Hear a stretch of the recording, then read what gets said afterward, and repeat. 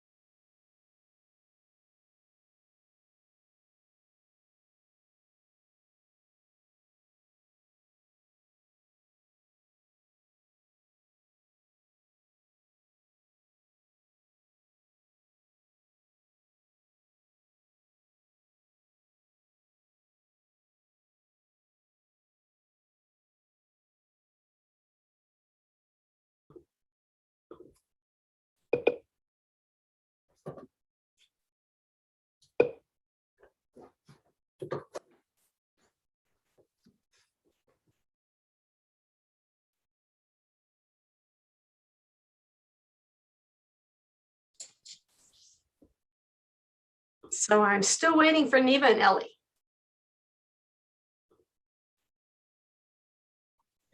We get one of them, we would have a quorum, is that correct?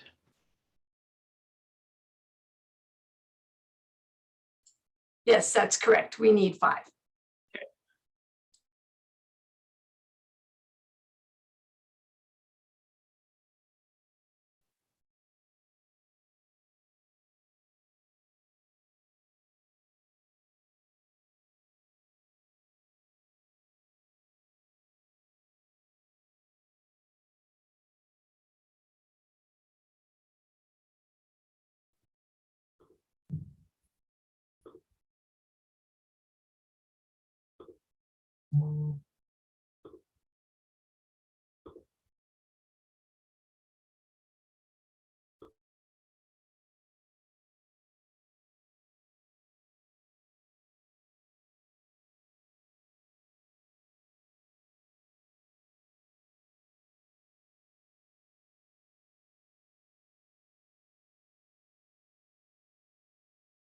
Looks like we just got Neva.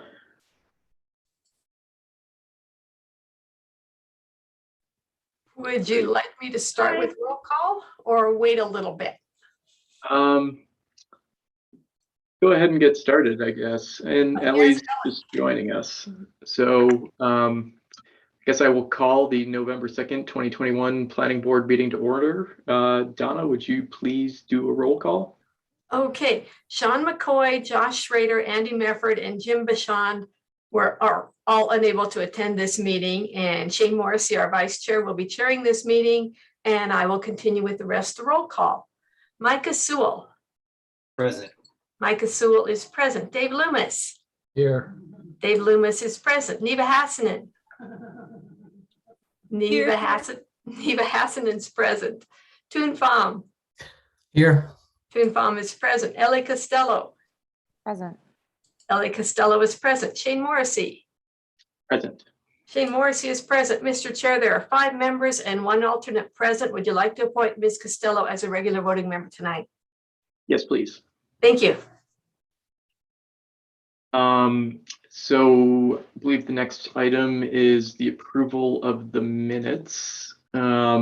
So the minutes were attached to the agenda. I assume everybody's gotten a chance to take a look at those. If there's any revisions or discussion on that, we can entertain that at this time. If not, then I will take a motion. Okay. Breathe. Need to breathe. I would move approve. I second the motion. Moved by Dave, seconded by Micah. Can we just do a voice vote? All wanting to approve the minutes from the last planning board meeting, say aye. Aye. Aye. Any opposed? Sounds like that passes. Okay. Believe the next item, Donna, is the public comment. Is that correct? Can we get the call-in information put up on the screen? So the public comment period is for anybody in the community that would like to discuss anything that is not on the agenda tonight. And the instructions are on the screen here. You can call in using your cell phone or your landline, and the webinar ID and password are on the screen. You'll need to press *9 to raise your hand and *6 to mute and unmute.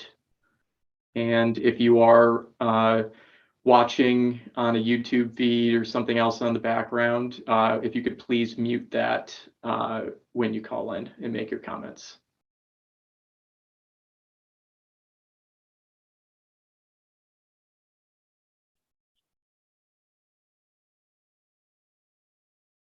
And we'll give just a couple of minutes for folks to call in if they would like to say anything here.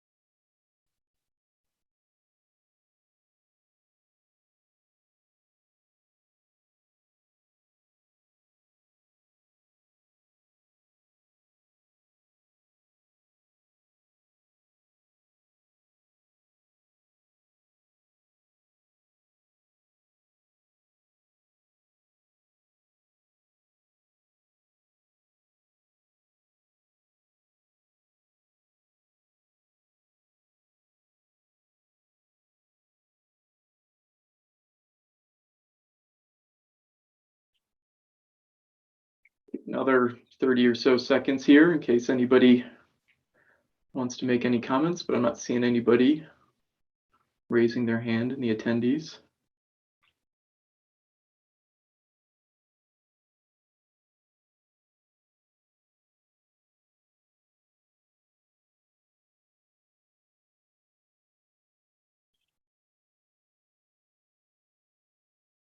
Okay, I guess with that, we will close the public comment period for items that are not on the agenda for tonight.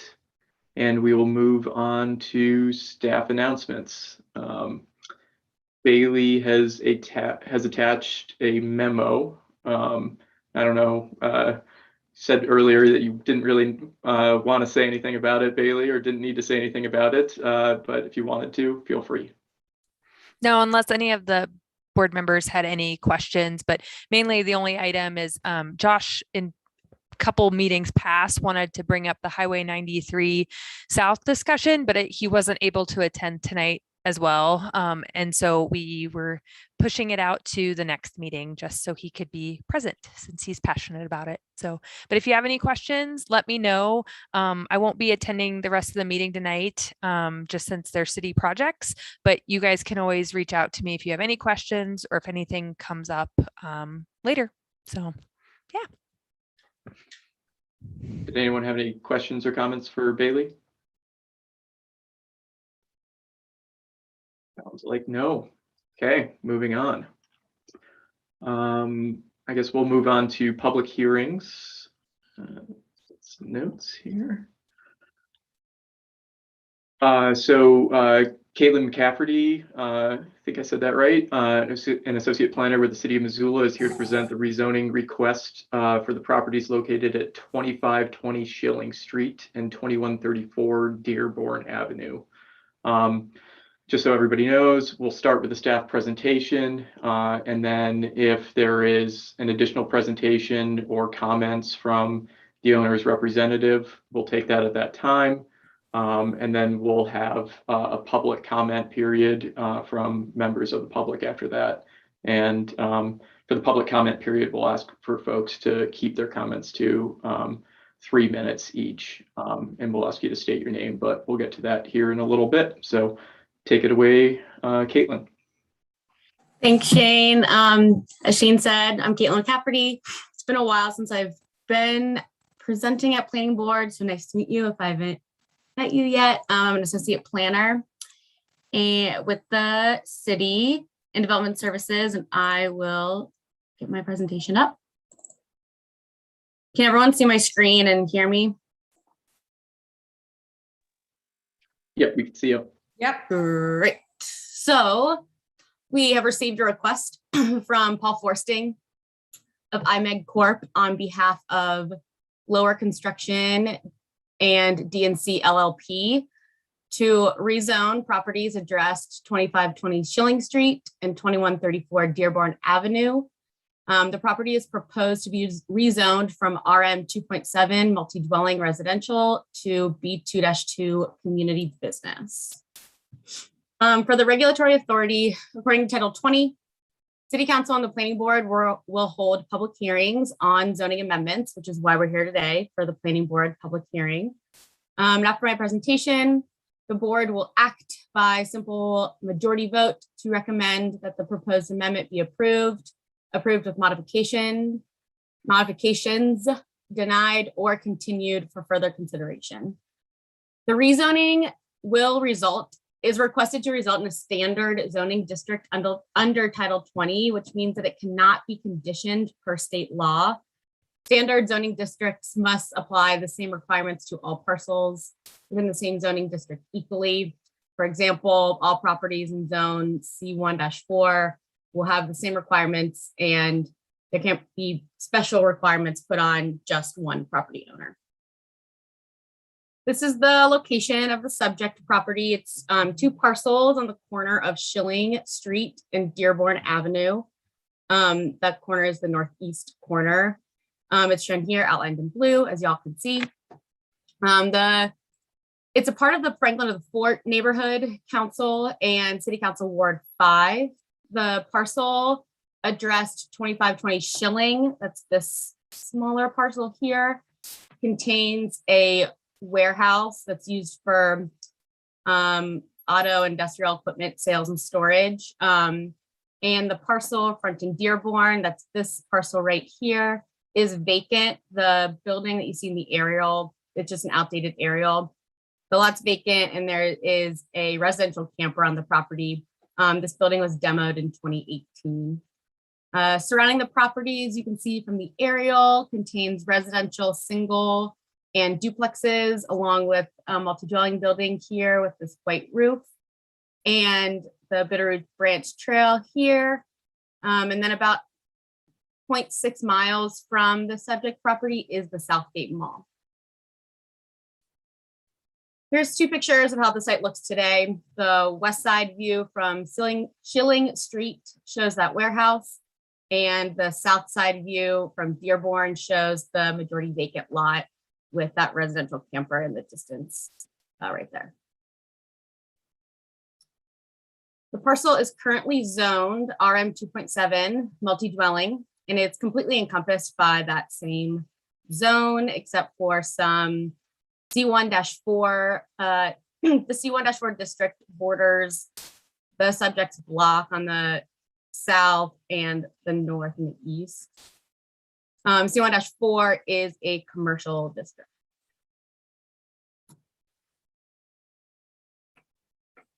Onto the growth policies. As you can see, the subject parcels land use designation in the growth policy is community mixed use. It identifies the designation supports high intensity commercial serving general community needs. So community mixed use means retail, financial institutions, professional and personal services, offices, and high density residential. This is because of the proximity to the mall and services integrated with main transportation corridors, which include public transit and active transportation systems. As you may know, the city growth policy recommends specific relatable zoning codes for each land use designation. So community mixed use through the growth policy is tied to specific zones. However, before I get into that, it's really important to note a few things. First is that the the subject parcels are really close to this abutting residential medium high density land use designation. That's for residential buildings types ranging from 12 to 23 dwelling units per acre. It's a transitional land use designation between medium density and core uses that are mixed use and regional commercial in nature. The next thing to note is that the uses on the ground that exist now are primarily residential, multi-dwelling, single, and duplex, as I said before. And then this quote at the bottom also reminds us that when evaluating a project for the growth policy compliance, staff are to take the entire growth policy, so not just the land use designations and the relatable zonings, into consideration. And they also need to take into consideration site-specific conditions. So what uses are surrounding the site, what kind of infrastructure is there, development patterns, things like that. So this table at the top shows that for the community mixed use land use designation, that is what we're dealing with now in the subject property. Community mixed use recommends C1-4, C2-4, and M1R-2 for their current relatable zones. These are neighborhood commercial, community commercial, and limited industrial residential. But again, this is not the only factor of the growth policy to consider. We also need to consider that in the land use and zoning section of the housing element, goal number 4 states that the city shall provide for the diverse housing needs while protecting a strong sense of place in the community and neighborhoods through compatible residential developments. This housing element also calls for the city to cultivate leadership to support rezoning of land to allow for multi-dwelling residential units in appropriate areas. This is relevant because the intended vision for this project and the reason for the rezone request is a multi-dwelling residential project. And so this housing element really calls out the need for multi-dwelling residential, and then also the neighborhood character should also be taken into consideration with rezones and land use decisions.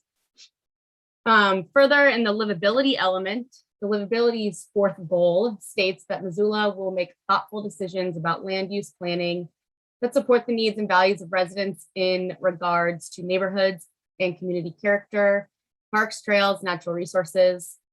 The chapter also addresses the need to preserve the integrity of neighborhoods from the encroachment of incompatible development, so that, taking into consideration the holistic view of the neighborhood, what's going on in the surrounding parcels and areas.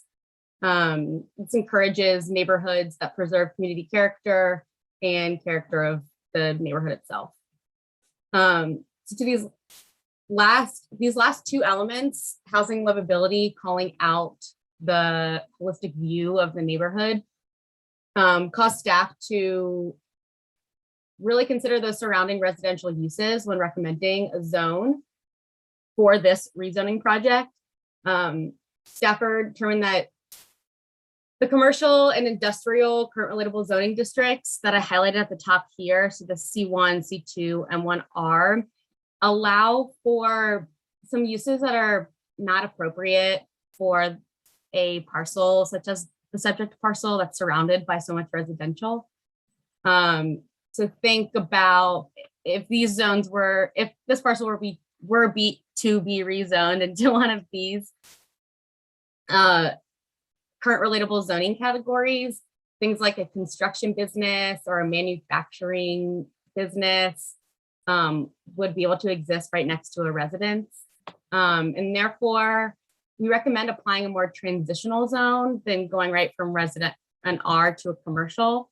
So as a reminder, this is the current zoning, RM 2.7. This is the subject parcel. This is at C1-4 that have those higher intensity uses available.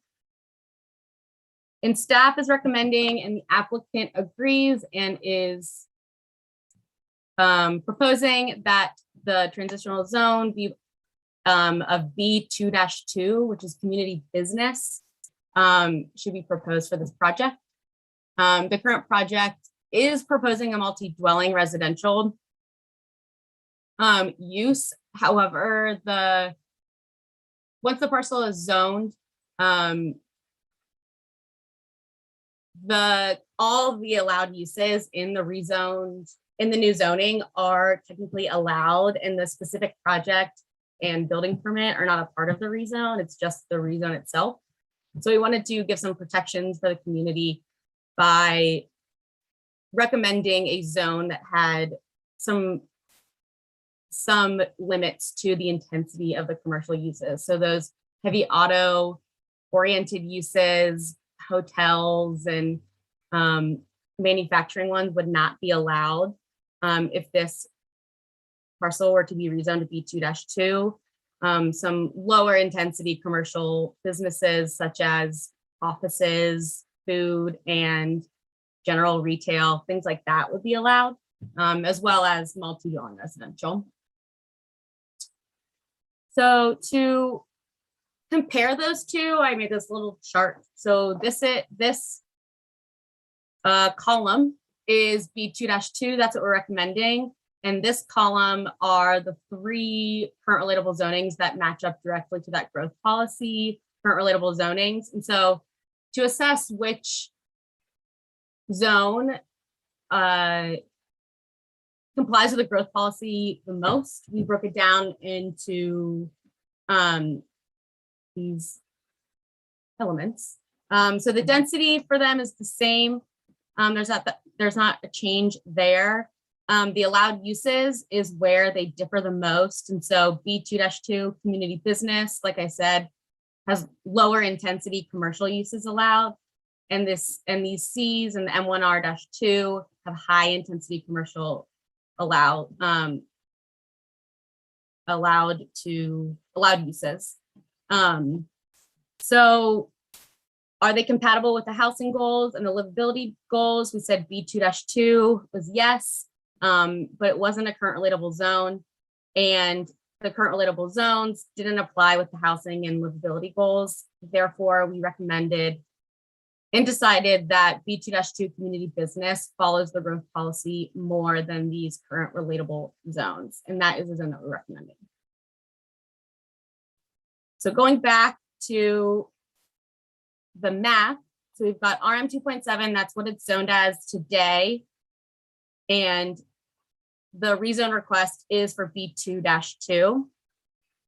And so to compare those, another chart. So RM 2.7, that's where we're at today.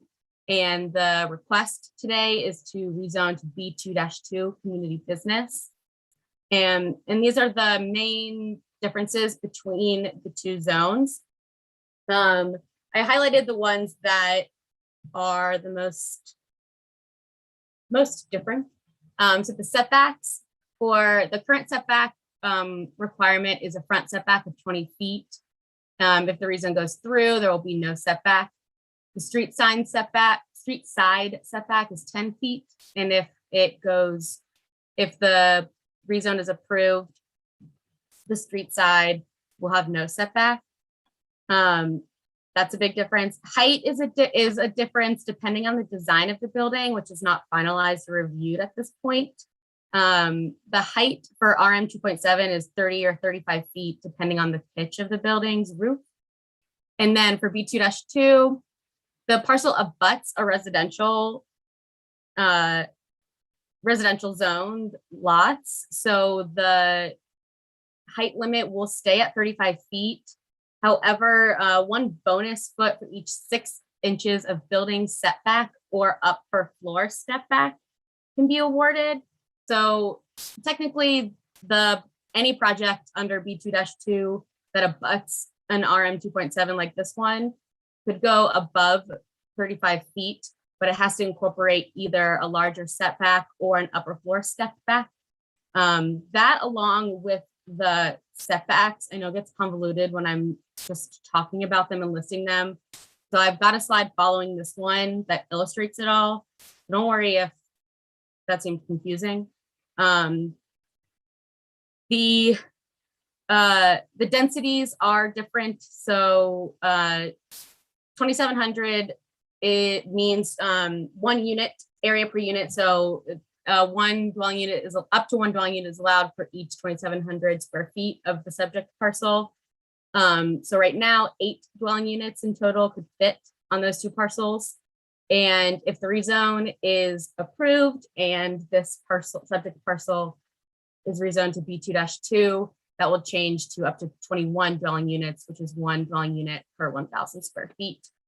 And then the allowed uses, again, the intent of this project is multi-dwelling residential. However, for just the rezoning scope, it's important to analyze the allowed uses. So RM 2.7 is a typical residential zone. So you can have some residential, some civic uses, and the only commercial use really is tourist homes. And then taking it up to B2-2 neighborhood business is community business, I'm sorry. We'll add some lower intensity commercials, like I said, offices, restaurant, not a tavern or a casino, food, beverage, general, retail, etc., but not those higher intensity auto-oriented manufacturing uses. So like I said, I had an illustration, and this is it for those required setbacks and height for this parcel. For the height, so it's at 35 feet, and you can get, the applicant can get a bonus of 1 foot for having an upper story step back or setting the building back further. An upper story step back is illustrated in this blue circle here. And so it's, if you're building at the required setback here on the lower level, and then you go up and then step it back, that would allow the applicant to build their project a bit higher than 35 feet. And then they could get extra height by just setting the building back further than the required setback. And so if then going on to just the setbacks required. So this is if the project were to be rezoned to B2-2, no setbacks will be required on the Schilling or Dearborn facades. However, the rest do abut residential uses. So the rear setback would be 20 feet here, 5 feet bordering this other residential property, and 5 feet on this interior setback as well.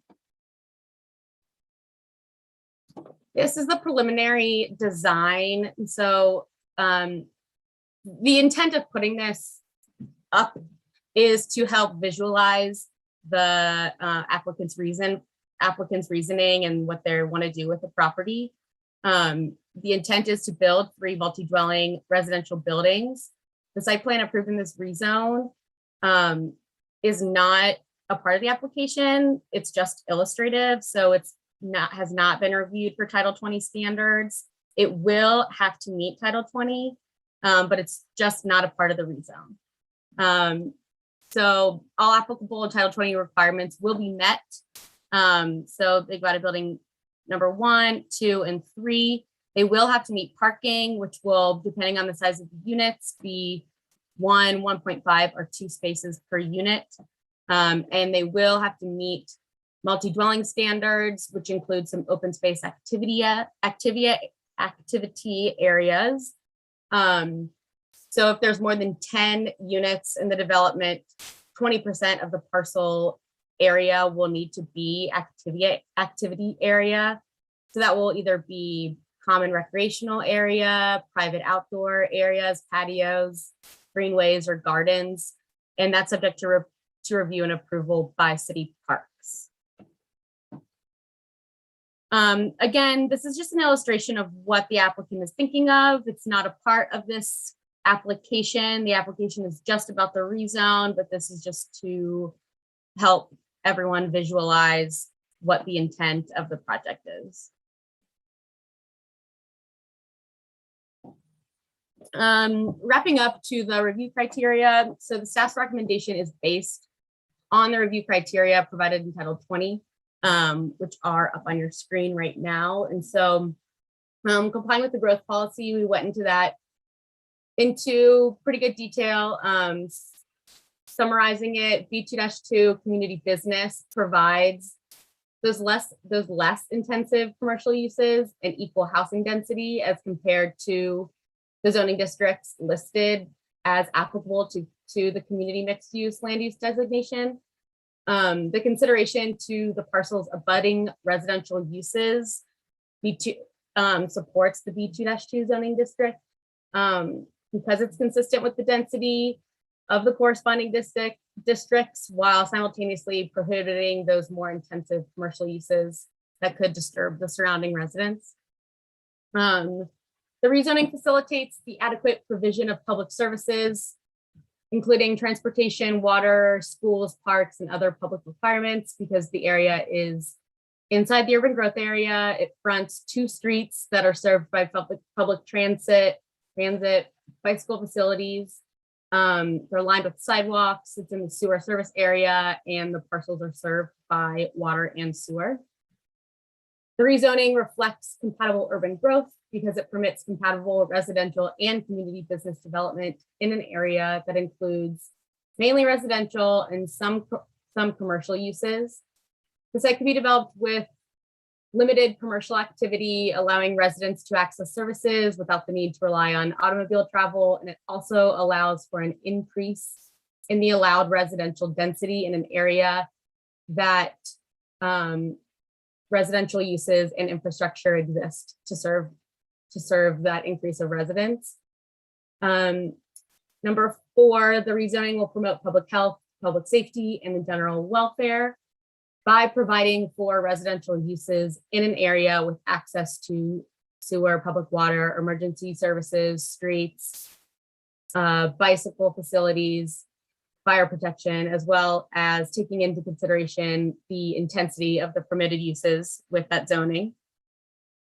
And finally, 5, the rezoning to B2-2 is suitable for the subject property and considers the character of the district, which contains various residential uses. It borders a commercial district and has access to urban infrastructure and services.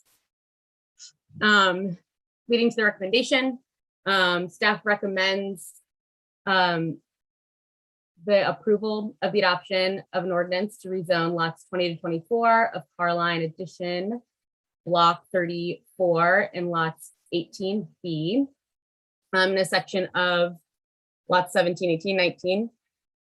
All located in section 32, township 12 north and range 19 west from RM 2.7 multi-dwelling to B2-2 community business.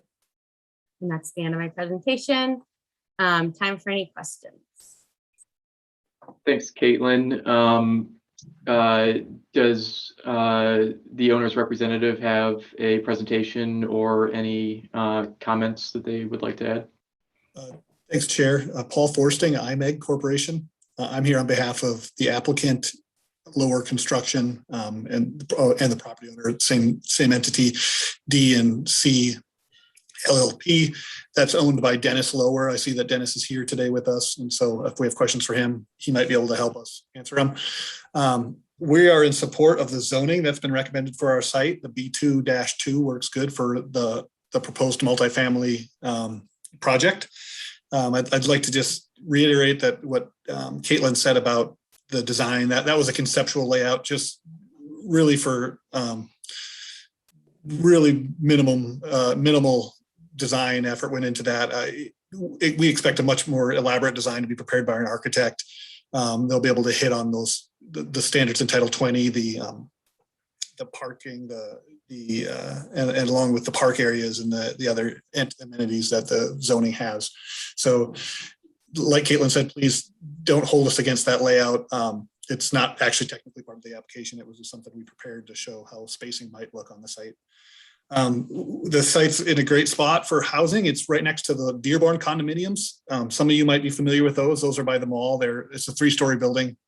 It showed up on a couple of the exhibits that Caitlin pointed out, and that's a larger building that's there, but it shows how units can be put in the city and be right off the trail and near bus service. It's all connected with sidewalks. There's schools in this area that are good. So we think it's a great spot for people. And so the request here is to increase the density. You can see we get a sizable increase with this density request, we go from 8 to 21. We think that's really important for the community to have these units in this location. It takes pressure off of other areas. So we appreciate your time on this request, and we appreciate the approval recommendation in the staff report. It highlights, the staff report does a great job of highlighting how we comply with the growth policy and how we jive with zoning and other elements that are required for rezone. So thank you for that staff report. I'm available for comments and questions. And so that's all I had to add at this point. Is there anything else from the owner's side that anybody would like to add at this point? I don't think so. Sounds great. I guess with that, we will move on to our public comment. Donna, if we could maybe get the numbers back up on the screen, if that's possible.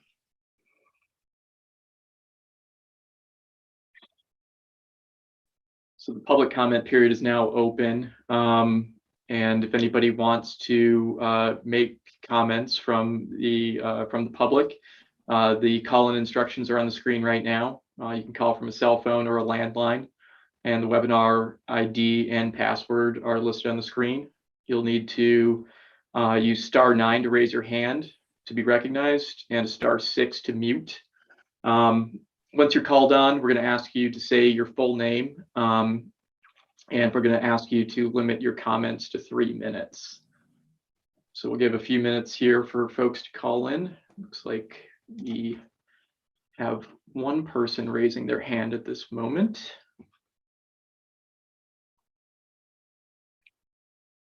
Donna, could we bring Jenny in to make a comment?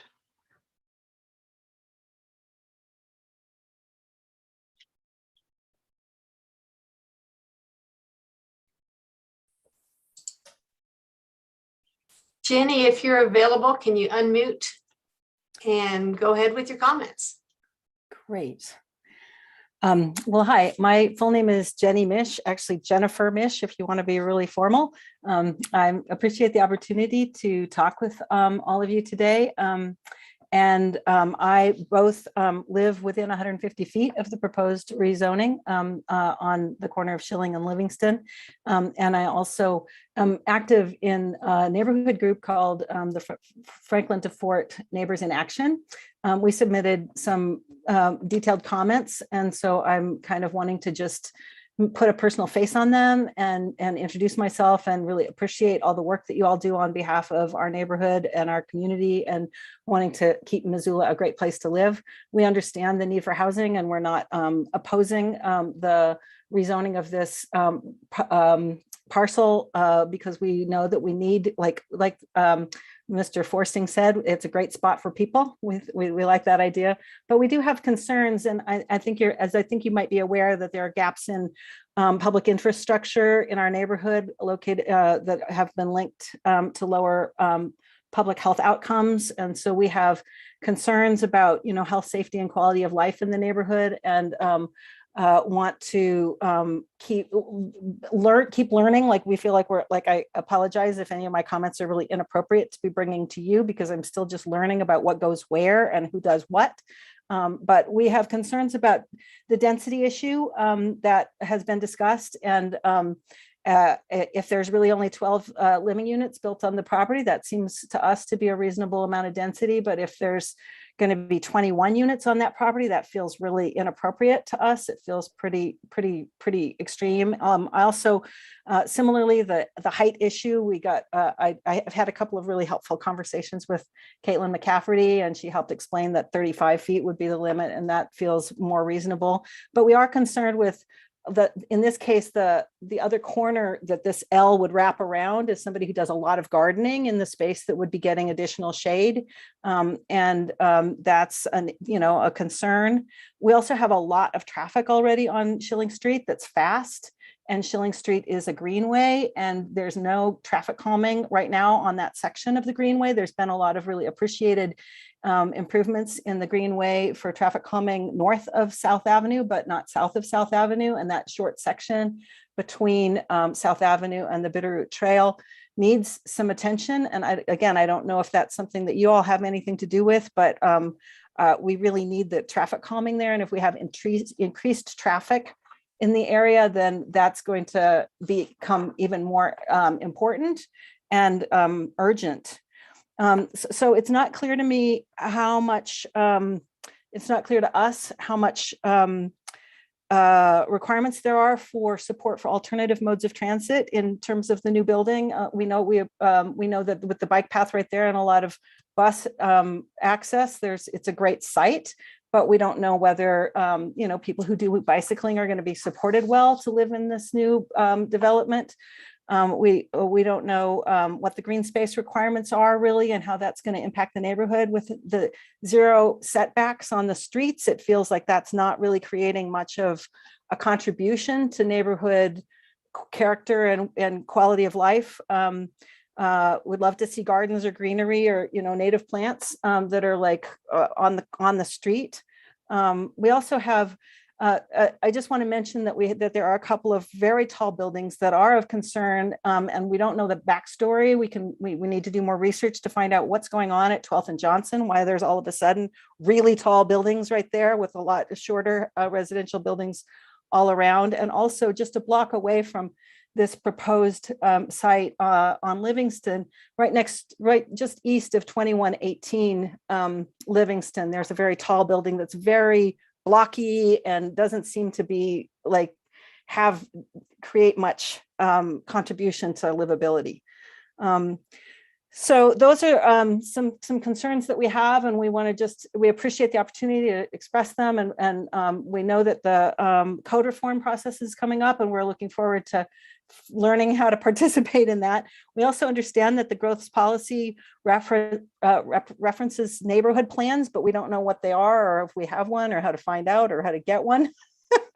So we'd like your help on that as a neighborhood that's interested in this. And so then there's a couple last things I want to mention. One is that in terms of cultural stewardship, we're not sure how to go about it, but we'd like to be able to have interaction with developers so that when there are, for example, on a parcel that had horses not long ago, when people have memories of those horses, perhaps there could be some kind of naming or some kind of activity or installation or something to honor that cultural heritage of our neighborhood.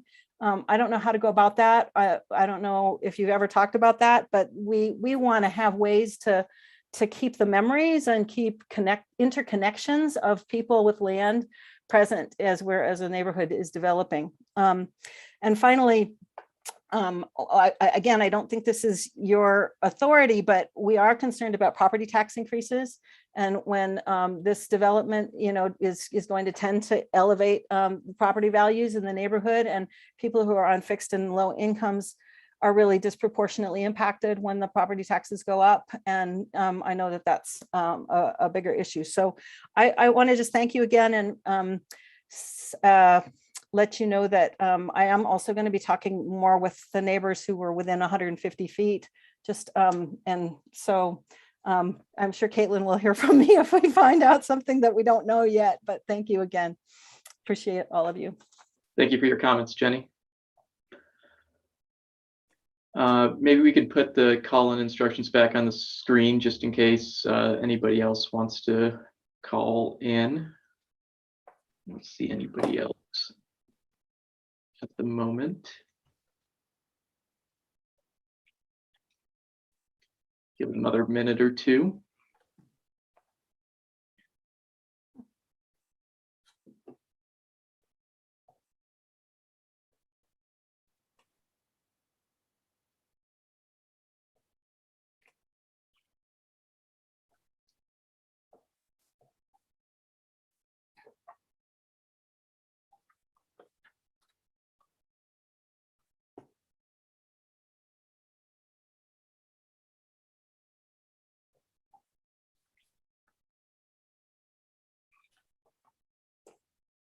Not seeing any movement. Are you at all, Donna?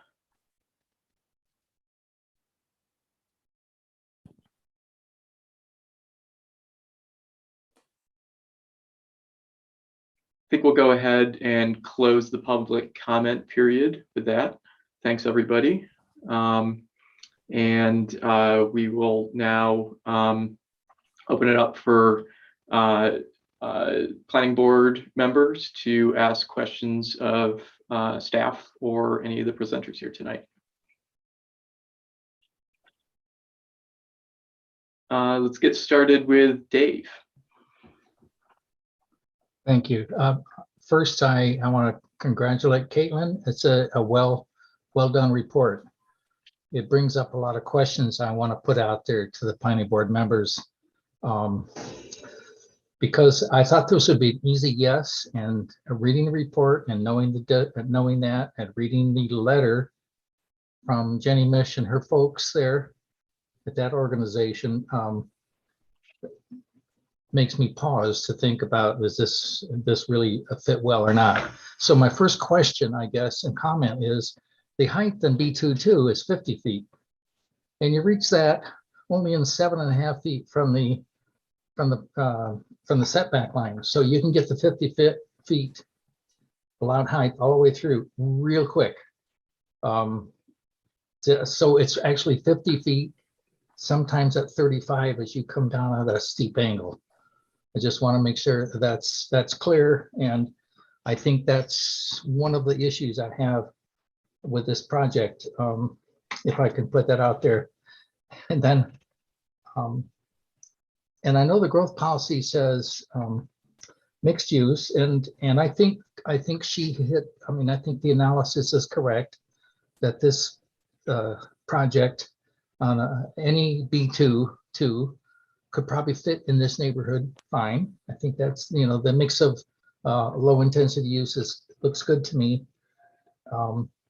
And by the way, I want to thank her for going through the quick analysis of spot zoning, because this one barely meets that test about a little spot zoning of something different from the area. And I understand staff thinks it meets the test, and maybe it does. It at least meets the test on 2 out of 3.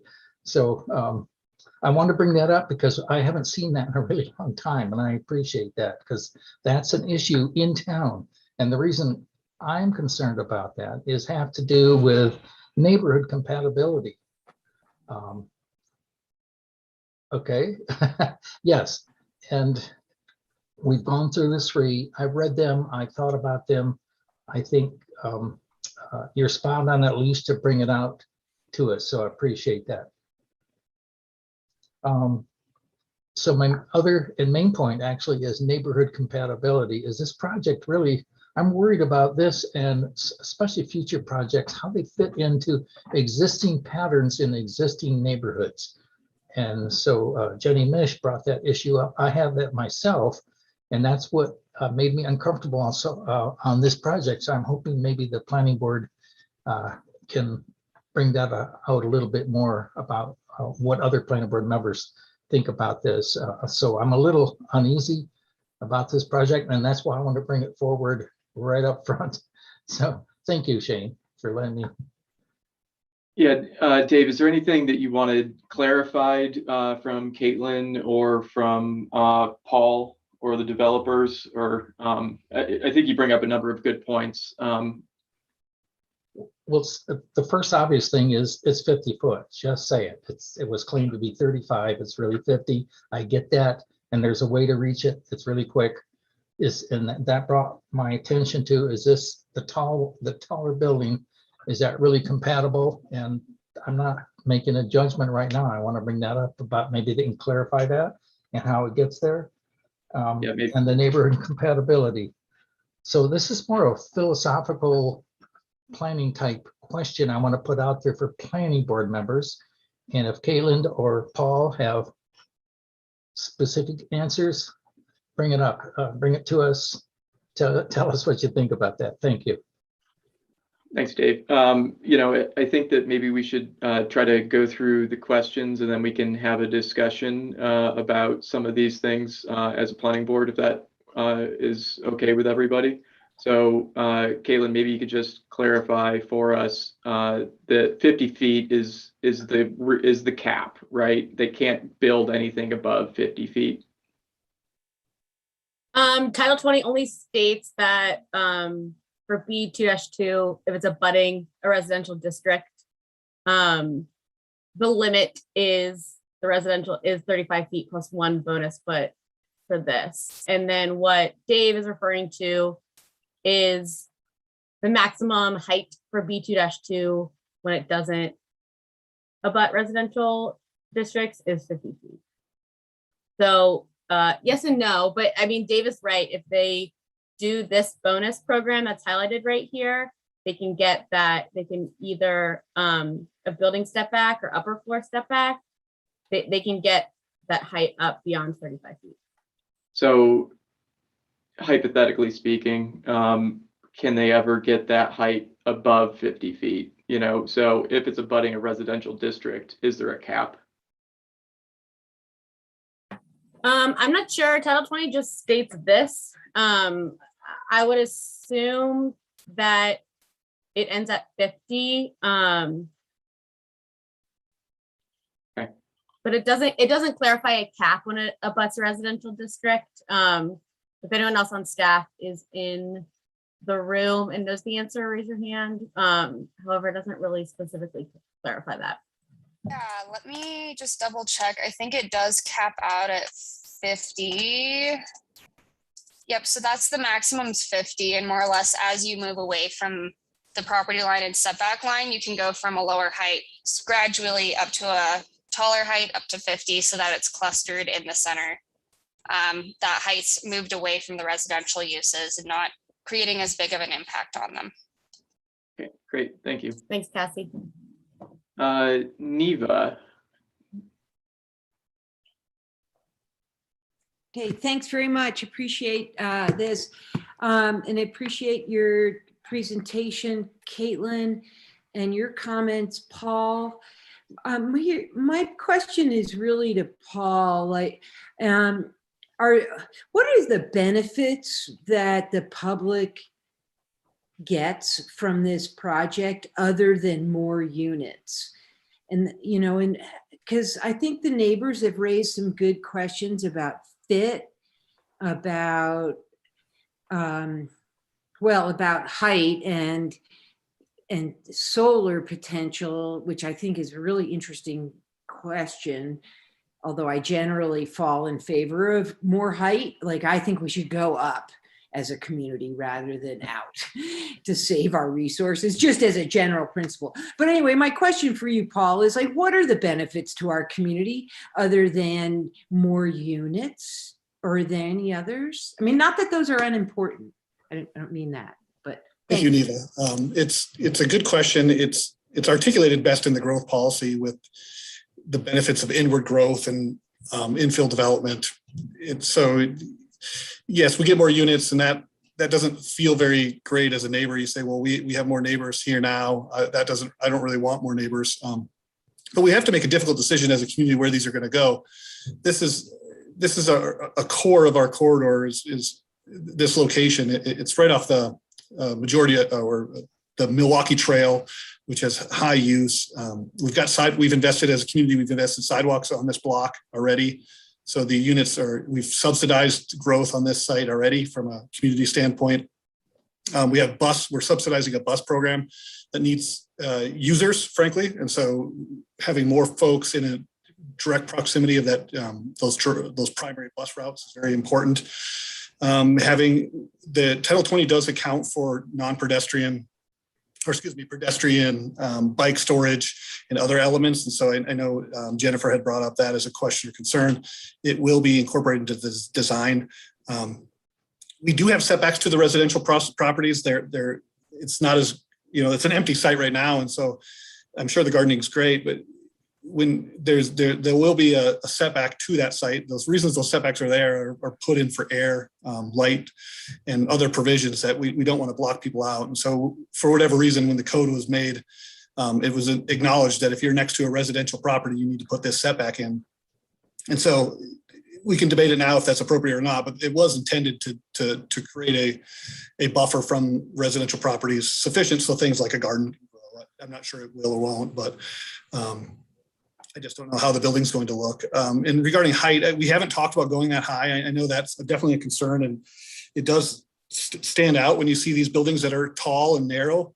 We have a little bit larger site, but I just don't know how that building's going to look. I wish I did. I could explain to you maybe more about the height, but we just don't have those designs ready. There's a very large building, a kitty corner away from us. And so when we talk about neighborhood compatibility, there already is, one of the larger buildings, apartment buildings in Missoula is just kitty corner across the street from us. It's in the C1-4 zone, but we're just right across. I mean, the border between that zone and our zone is the middle of the street. So we're very near a very dense building already that hasn't, I'm not aware of any problems, and nobody's brought up any problems that building's created. It's the Dearborn condominiums. And so you can, if you go to that first project, you can see it from that, from the photos you have. Yeah, that's the overview of it. But if you look, go back to the photo of our site.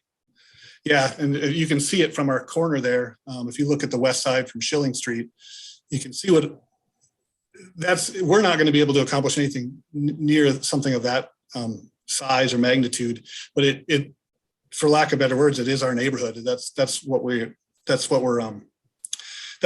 charged with being compatible with. Can I have a quick follow-up, Shane? Thanks, Paul. Caitlin, would you put that current zonings map up for us? So, one of the questions that we constantly are facing is like these specific changes that are going to come into a neighborhood. And we've got this current zoning map. If it's good for everybody else around there, why isn't it good for you to be in that zone? I guess, so I'm asking my question in a different way. Why should the city give you this much more development rights? What is the community going to get? I mean, and it's sort of, it's a philosophical question in part.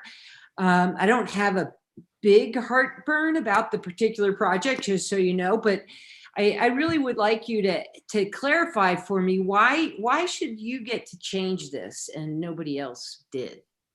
Well, that's a good question. I've asked that same question to the city and said, why did you make a growth policy and you're not doing any proactive zoning efforts? And the city came back and said, well, it's inappropriate for us. We don't want to tell people they have to upzone. We're going to let that be the individual decision of developer applicants. One might say, well, that's a fee grab because every single time we do one of these is $5,000, but I doubt you make much money off of them. I personally think the city should come in and do large swaths of upzoning, and we would have, it may be painful to have that kind of community conversation, but it might ultimately be more fair than the current approach that we're charged with. It's just we're to go it alone. We're here today. We think it's a good project in compliance with the growth policy, and that growth policy was put together by a lot of thoughtful individuals, and so it's hard for us to. If we were outside of that, I would say, well, then we really have a tough road to hoe. But when you're in compliance with that plan, you're given the opportunity to come forward with the rezone request, and a lot of the rezone questions are addressed by the growth policy. Is it compatible? Is this a good spot for homes? Are we affecting the environment? All those hard questions that you have to really evaluate on the fringe don't come up here. We don't have to talk about wildlife here. It's so from my standpoint, it's very obvious, but I could completely understand how individuals in these neighborhoods could be frustrated and why they might not see the value in this type of project. Thank you.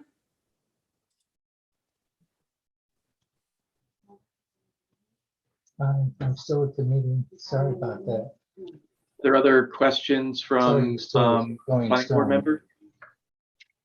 Did she have any food? Okay. Dave, you're not muted. Oh. I just took care of it. Any other questions from planning board members? All right, maybe I'll ask a couple. and this is probably to Caitlin, is there a better zoning designation that we could look at here that would,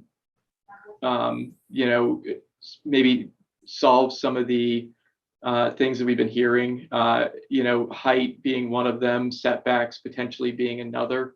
Is there another compatible zone that would, I haven't heard anybody disagree with the intensity necessarily that's being proposed. Is there anything else in the, that's would have a lower height restriction and still be able to get the 12 units on there? Let me scan, let me bring up Title 20 quickly.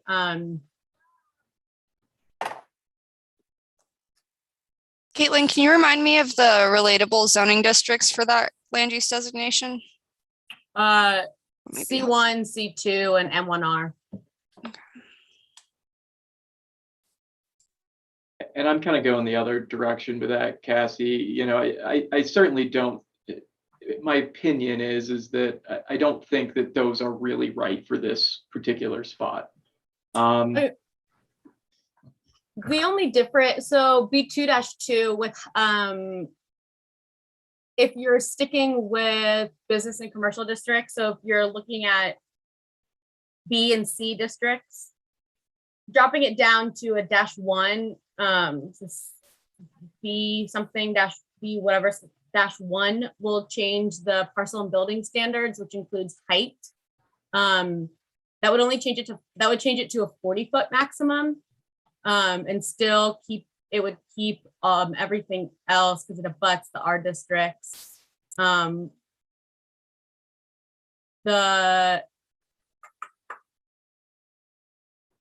Everything else will be the same in terms of setbacks and density. So a -1, a B1-1 or a B2-1. And then the allowed uses between B1 and B2.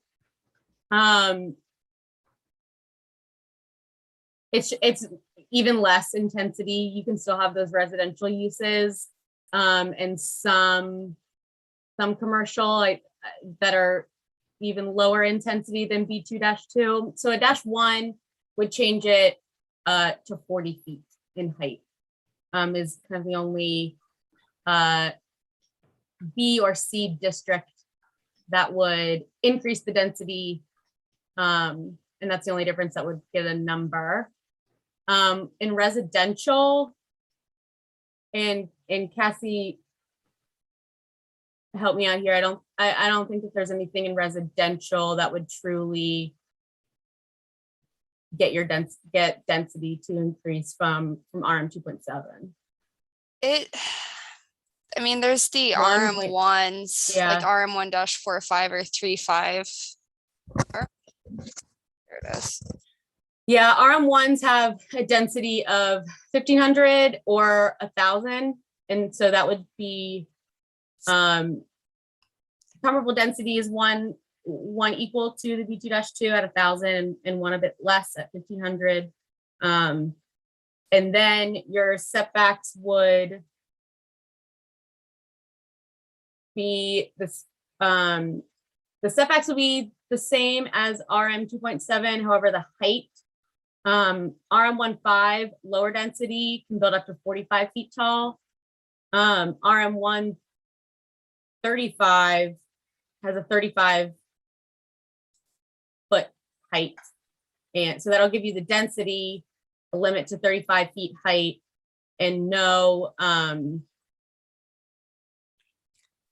commercial uses, pretty much. I would have increased front setbacks and street side. So less height, more setbacks, same density if you can make that all fit with those other constraints. So I think those R's will they'll decrease the density no matter what, and then if you go to a B or C-1, so a B1 or a B2-1, and that'll drop it down to 40 feet tall. Thanks for that. And then I guess there aren't any overlays in this area that would dictate other setback requirements. Is that correct? You know, a design excellence overlay or something like that. I know that in some areas you're kind of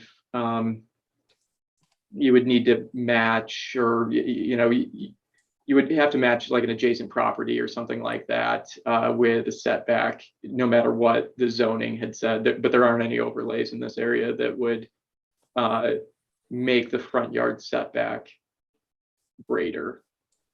They're That's not correct. overlays on this parcel. And with the matching, it's only on the sides of the subject parcels that abut directly residential uses. So that smaller northern parcel that the subject property is L around is what's, and then the other bordering property on the interior side is what's going to dictate that. But there's no special design standards on this parcel or in this neighborhood beyond the design standards that apply to multi-dwelling buildings if the project stayed multi-dwelling. And I'll note that it's not considered abutting if that residential parcel is across a right of way. So that's why you're not seeing a setback on those street sides.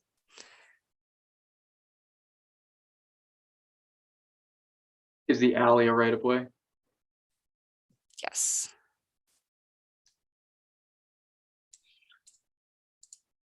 Any other questions from planning board members?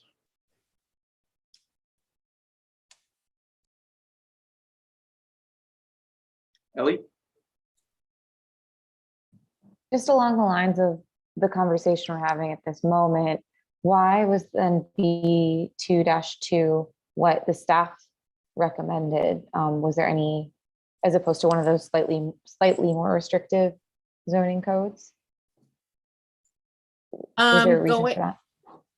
Yeah, it's to hit that density. And then doing because it goes outside of the growth policies recommendation, we're trying to get the zoning code that was the most transitional from that C1-4 or any of those recommended zones. So it was like the closest to them without having those high intensity uses. Those were the main concerns, and that was B2-2.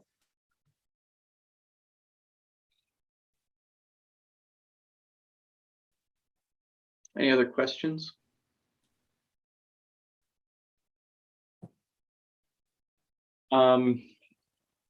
So I think in order to have a conversation, we need to maybe have a motion. Is that correct, staff?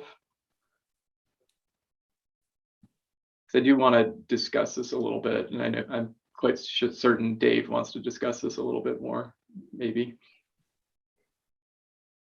That's helpful to have a motion. So maybe I can ask for a motion. And can we get the recommended motion up on the screen? If anybody wants to make a motion.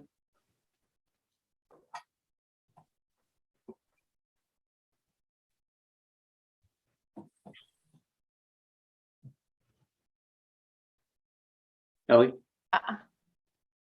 I want to discuss this as well. And I wonder if I make a motion, I'm still learning some of the planning board rules.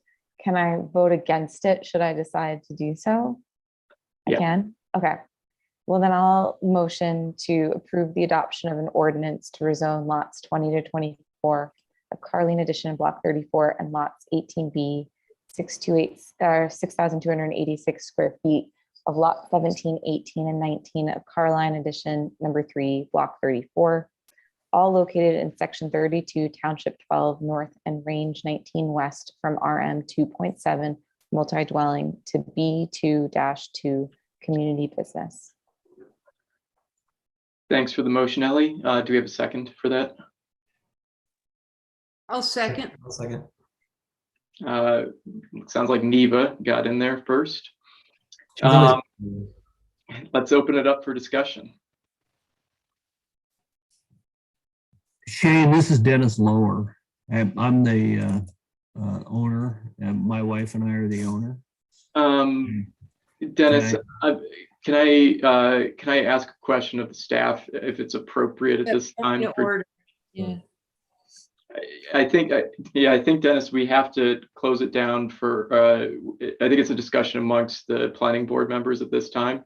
And Gotcha. if somebody could correct me if I'm wrong on that. I think, Shane, I'd like to hear from Dennis. I think it's okay if one of us asks him to comment, because we always ask, even, if we debate something, Sure. we might ask the staff or someone else or Paul to explain their perspective. So I would very much like to hear what Mr. Lowers has to say.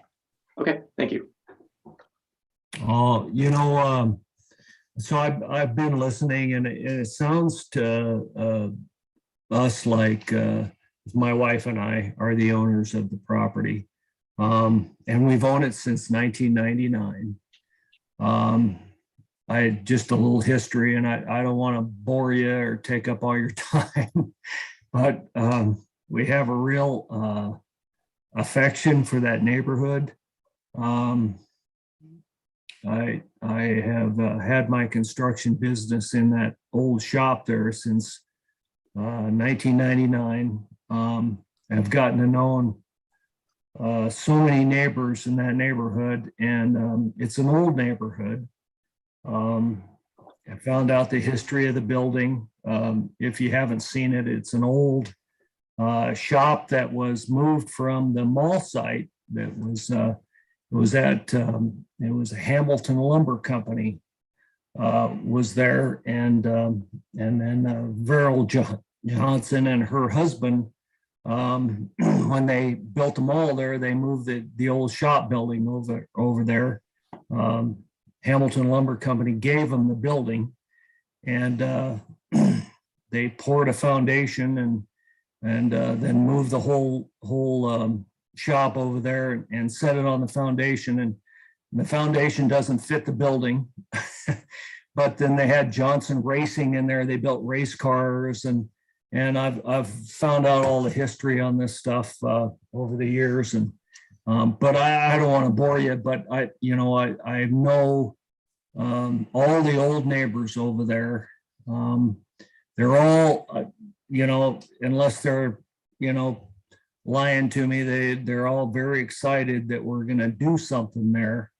And it sounds to me like the concerns are the height restrictions and or that we're going to build 50 feet. I don't see that happening. We haven't done a whole lot of architectural work. I haven't hired an architect, Shane, so don't worry. But I don't think 50 feet or 4 stories is going to work on that site, given that we're going to have a lot of off-street parking, because there's no parking on the street right now. People, even without my guys that work at my shop and stuff, parking, there's absolutely not a parking spot during the day. So we're going to have, probably 2 spots per unit. I see, we figure probably a 3-story building with garage, and then maybe an additional parking spot. So I don't see 50 feet happening.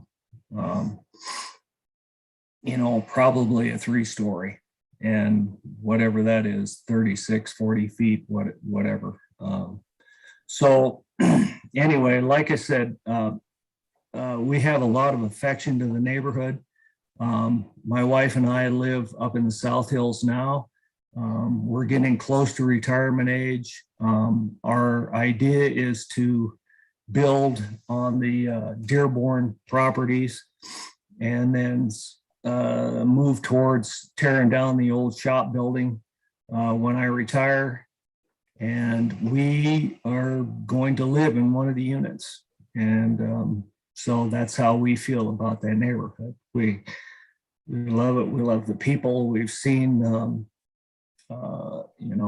grandmother, parents, kids now living in the same homes. And,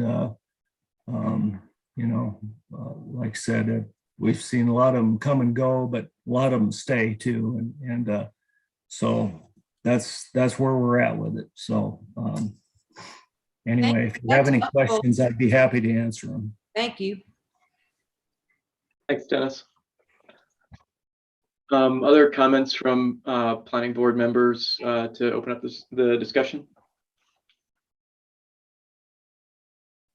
Toom.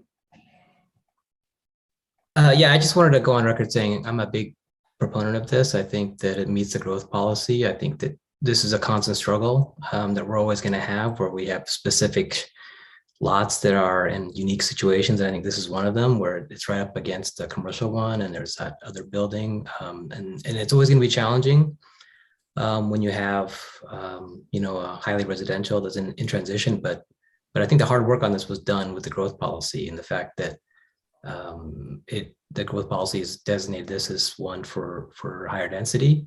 My interpretation, I think Caitlin kind of confirmed this, was that the staff was going out of their way to actually down zone it from what the growth policy was suggesting. And I think they did a great job of doing that to allow this to be a largely residential building. So I think it makes sense. Again, I do sympathize with the transitional nature of it and its potential impact on the neighborhood, but I think it's the right thing to do long term. And a quick side note, I do want to, if she's still on, I do want to thank Jenny and their group for engaging. I think that's great, and I share some of their frustration about not knowing how to do things, because I'm new to the planning board as well, and I'm still learning. So hopefully we can help her out as far as learning how to navigate this in the future. Thanks, Joe. Ellie. Can I give the floor to Micah, because I think he was next? Oh, sure. Sorry. Thank you. Micah. Elliot. I just want to basically echo what Tim commented as well, that I think this is a pretty elegant way to incorporate this parcel that's on the edge of growth policy, 2 different districts, in a way that probably fits better with the neighborhood character than what the growth policy is actually advocating for. And I appreciate the work that the staff have done with the developer to, pick this designation and pick something that is, I think, going to work well in this place. And as we, I think, mention every time that we're doing, small parcel rezoning, our job would be a lot easier if the city was rezoning all of these parcels to align more closely with the growth policy. And so I think we just always want to get that on record and look forward to that process going forward and continuing to happen. Thanks, Micah. Let's go to Ellie first, and then Dave. So I agree that I think this is a really good transition point for the growth policy. My concerns are potentially this kind of spot zoning change. I just don't know, is this something that is common for us to do? Whether that answer can come from other planning board members or staff. Is this a typical type of change that we would make?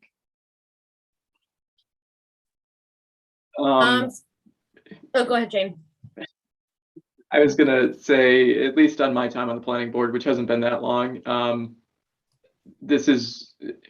think it's all too common. It does happen quite a bit. And I think the planning board has said over the last couple of years that I've been on it that we'd rather not be doing these. We'd rather the city be a little more proactive about rezoning to the growth policy. But please go ahead, Caitlin. Yeah, I would say that this does happen. I would clarify, I know what you're saying in terms of spot zoning, when you're referencing rezoning a single parcel or 2 parcels in this case. However, the legal term of spot zoning is different, and that was those 3 requirements. So just want to, and I know and assume you all know that, but just want to particularly clarify that those are different things. But yeah, this zoning by one parcel is fairly common. Okay, thank you. Go to Dave. I would just add that I think the B-2-1 is the best fit, but I think in general, I would, hearing all this conversation and the discussion, I think the B-2-2 is supportable by me anyway. So I've had that discussion, planning board members, and thank you everybody for getting in on it. Any other comments? Neva. Yeah, I'll just make a quick one. Ellie, your question's excellent. It's way too common. And in my mind, with all due respect to the developers, it is kind of a question of fairness, as Paul put it, is that, well, so somebody, if this whole area is zoned a certain way, and it's zoned, it's like, that's more important than the land use designation, frankly. And so, right, zoning is the strongest regulation we can put on land. The land use designation in the growth policy is a general guide. And because the city has never done this systematic change, we get put in this situation where we're making specific changes. And nobody is here coming in and opposing this project on the basis of fairness, but it is a question of fairness. If all of a sudden, if my land is zoned a certain way at one point in time, and I come in and I can get all of a sudden, well, I don't know, what do we go from 12 to 21? Caitlin, was that it? I mean, all of a sudden it's a lot of more units these people can develop. And I'm really glad they spoke, because they're, clearly care about this community. The other thing I wanted to say is that one of the problems I find, like, that's really hard with these zoning changes is that, these guys were nice to show us their preliminary sketches, but they don't have to do that, right? And so technically, whatever this land gets zoned doesn't really have to do today, with what people today are telling us, right? Because they could go and do something different up to the standards that the zone allows. And that's what makes it so messy in my mind. That said, all that said, I plan to support this. I hear a lot of care on the part of the owners about what it's going to look like. If they would want to live there, that tells me they want to make it, a decent place to live. I want more density. We have to have that to protect the green fields, to protect our riparian zones. So I am going to support it, but it does bother me that there's it's not really fair, right? It's actually what my friend Josh Slotnick once called a givings rather than a takings, right? We're giving somebody a lot of development rights. In this case, he wasn't talking about this case, obviously, but that term is a really interesting one, right? We are giving someone a lot more development potential in this decision.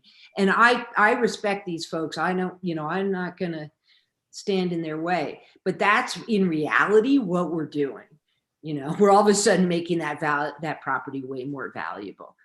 But I get the sense that they've got the right, a good mindset about it. So I'm going to support it, but I continue to dislike this process. Thank you for listening. Any other comments?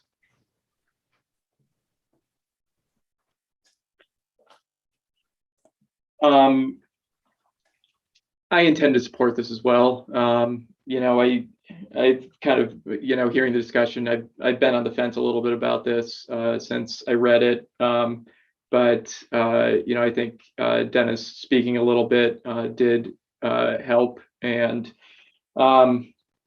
you know, I do think the B2-2 is supportable here. And you know, I certainly don't have any problems with the preliminary plans that were thrown out there. Those seem to, you know, fit what the character, you know, the character of the neighborhood that I envision. That being said, you know, as everybody stated, they're not held to that. And so what I was really looking for in my questioning was, you know, is there something that could support that was slightly more restrictive, so they couldn't go, you know, beyond that level of what they're proposing right now.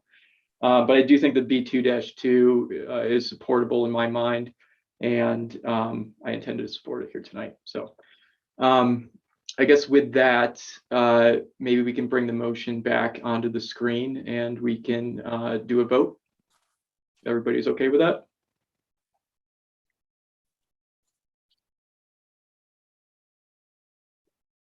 Okay, so we have a motion by Ellie and a second by Neva, I believe, and maybe we should do. Haven't really heard anybody speak against it, but let's do a roll call vote just to capture everybody, if we could. Donna? Very good. Micah Sewell. I vote yes. Micah Sewell votes yes. Dave Loomis. Yes. Dave Loomis votes yes. Neva Hassanen. Aye. Neva Hassanen votes yes. Toon Pham. Yes. Toon Pham votes yes. Ellie Costello. Yes. Ellie Costello votes yes. Shane Morrissey. Yes. Shane Morrissey votes yes. The motion passes. Thank you. Thanks, everybody, and thanks, Caitlin, for your presentation, and thanks, Paul and Dennis and Jenny for your comments. So with that, we will move on to our second hearing of the evening. Maybe just to check in with folks, is everybody doing okay? Do we need to take a 5-minute break, or are we doing all right? 5 minutes would be nice. How about we take a 5-minute break and we'll be back here at about 7:31? That's okay.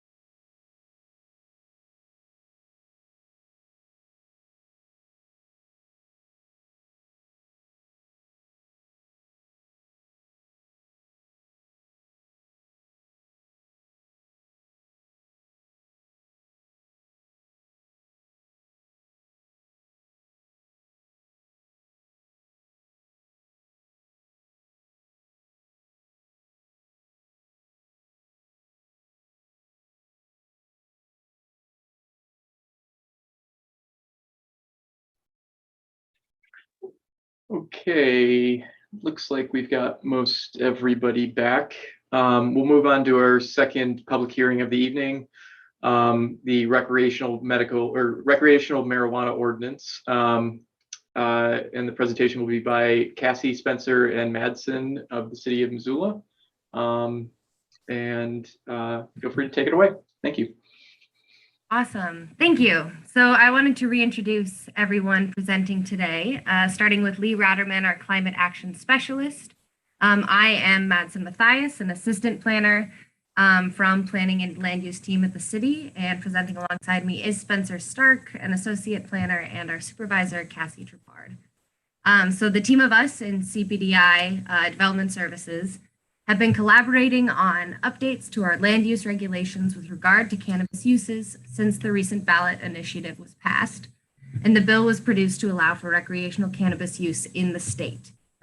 As a reminder, we are here to review the current staff recommendations and to vote on the language amendments in the proposed ordinance. So a quick recap of the history of this issue and why we're here. The state has allowed for medical cannabis use since 2004, when the first initiative was passed. There's been some back and forth on how that's been administered, allowed for, and enforced, but it's all been contained to medical. Last year, there was a new ballot initiative that called for legalization of recreational adult use in the bill, cannabis use. And that's a recent change for the state of Montana. And so the state legislature passed a bill to address and implement this change in the last legislative session. And we are responding to this as the bill encourages local governments to integrate our cannabis business categories into this new state regulations and update our regulations locally. So we've had the opportunity to look into how we addressed medical in the past and how other places have responded to this type of legislation statewide and nationwide. And our aim throughout this entire process has been to propose a reasonable and responsible set of regulatory revisions that will address future impacts of this new bill here in Missoula. And we have additionally been given direction from leadership in development services to prepare recommendations to address energy consumption related to cannabis cultivation and manufacturing. So a quick timeline of adult use. Within the last year, starting almost a year ago in November 2020, voters approved Initiative 190, which directed state legislatures to draft and adopt House Bill 701 that legalized adult use recreational cannabis in the state of Montana. As a part of House Bill 701, the legislature directed the Department of Revenue to draft licensing rules for adult recreational cannabis use by October 1st of this year, 2021. This is to facilitate the implementation of legalized recreational cannabis, allowing for existing medical businesses licensed before November of 2020 to convert first to recreational before allowing any new recreational license applications on July 1st of 2023. So recreational business licenses comprise cultivation, I'm not done with that slide yet, one more second. Cultivation, dispensaries, manufacturing, as well as a few more obscure licenses. And a note on this, the DOR has stated that medically licensed businesses may start engaging in recreational sales starting January 1st, 2022, without immediately applying or paying for a recreational license. And the DOR assumes that the businesses may become recreational, the ones that may will at the turn of the year. And they then intend to update individual business licenses and charge the appropriate fee for recreational operations at the individual business's next renewal cycle. Okay, next. So I wanted to, again, review some of the important, especially land use related criteria outlined in the House bill. A lot of this has served as the foundation for what we have and haven't addressed at a local level. Some pertinent building and land use regulations include the prohibition on drive-throughs on any property or transferring product through a drive-up window, advertising in person and online. If you are a cannabis business, you cannot also sell alcohol, tobacco, or hemp. You cannot be open between 8 p.m. and 9 a.m. daily. And then there is the requirement that cultivation, manufacturing, and also transportation of product cannot be visible from the public right of way or from public areas. And then finally, the state requires a 500-foot buffer between cannabis licenses and a school or a place of worship. Then additionally, that chart below outlines timelines and restrictions placed on who may apply for certain licenses, at what time, and under which constraints.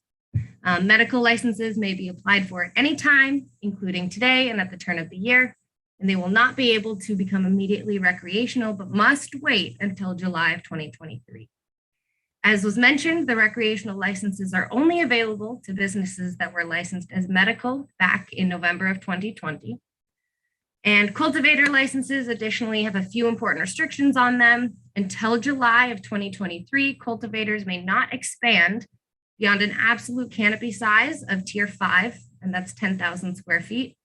And additionally, outdoor cultivation is prohibited for anyone that was not already licensed to be doing so before November of 2020. So currently, there are approximately 70 cannabis-related businesses within the city of Missoula. 50 of those are dispensary businesses, and the remaining 20 are split between cultivators, manufacturers, and mixed-use businesses, meaning a combination of the other types. This map, while displaying the number of cannabis businesses in town, also does display some concentration of these businesses in a couple of areas.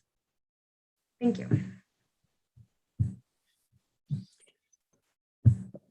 Staff has prepared a proposed ordinance amending Title 20 to implement the 4 recommendations outlined in the white paper and presented at last month's special meeting.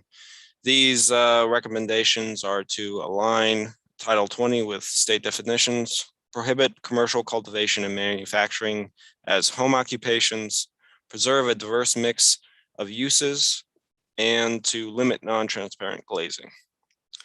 The ordinance will generally amend Title 20 Missoula Municipal Code, the city zoning ordinance, to incorporate revisions in the following chapters: Title 2010 Business and Commercial Districts, 2015 Industrial and Manufacturing Districts, 2040 Use and Building Specific Standards, 2045 Accessory Uses and Structures, 2100 Terminology, and 2105 Use Classifications, to incorporate regulations concerning legislative changes to the cannabis industry.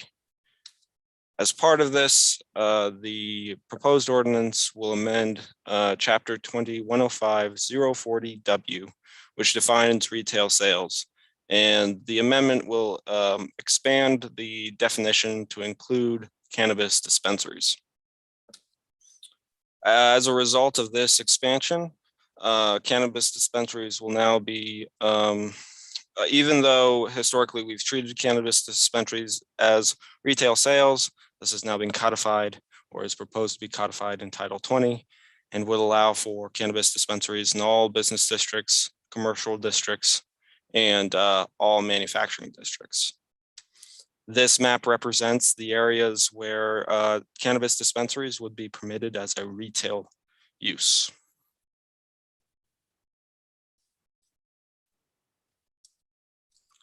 Right, so getting into use and building specific standards.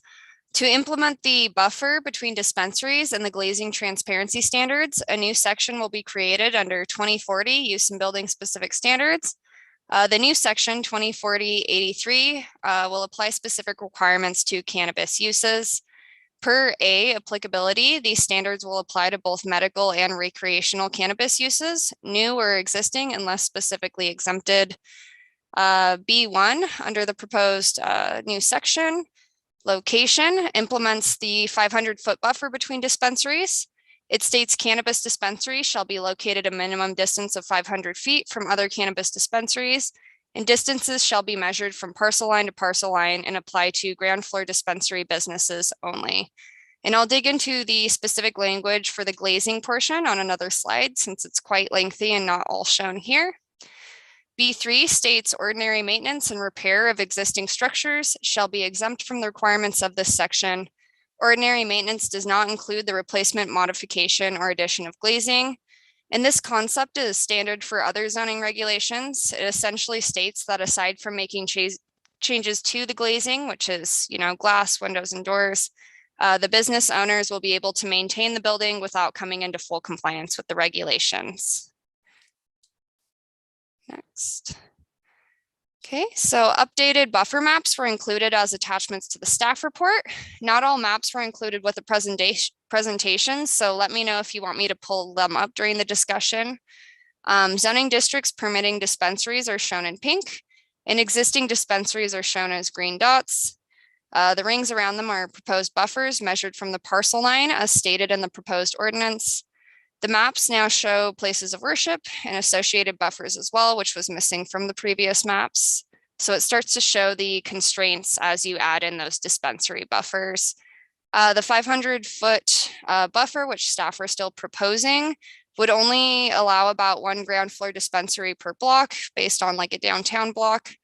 The 500-foot buffer still leaves available area in permitted zoning districts while preventing future clustering, like you can see here downtown in the hip strip and near Broadway and Russell.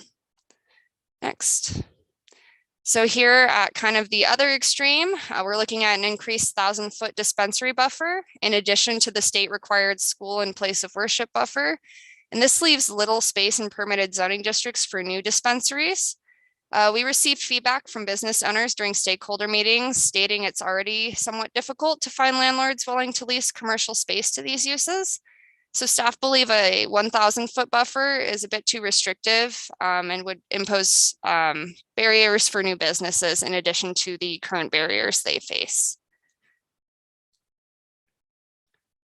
So getting into the glazing, here is the proposed ordinance language for dispensary glazing under the new cannabis use and building specific standards section. It states glazed area requirements shall apply to the area of the ground floor building facade facing a public street up to the finished ceiling height of the ground floor building facade. This section does not apply to parcels with a design excellence overlay.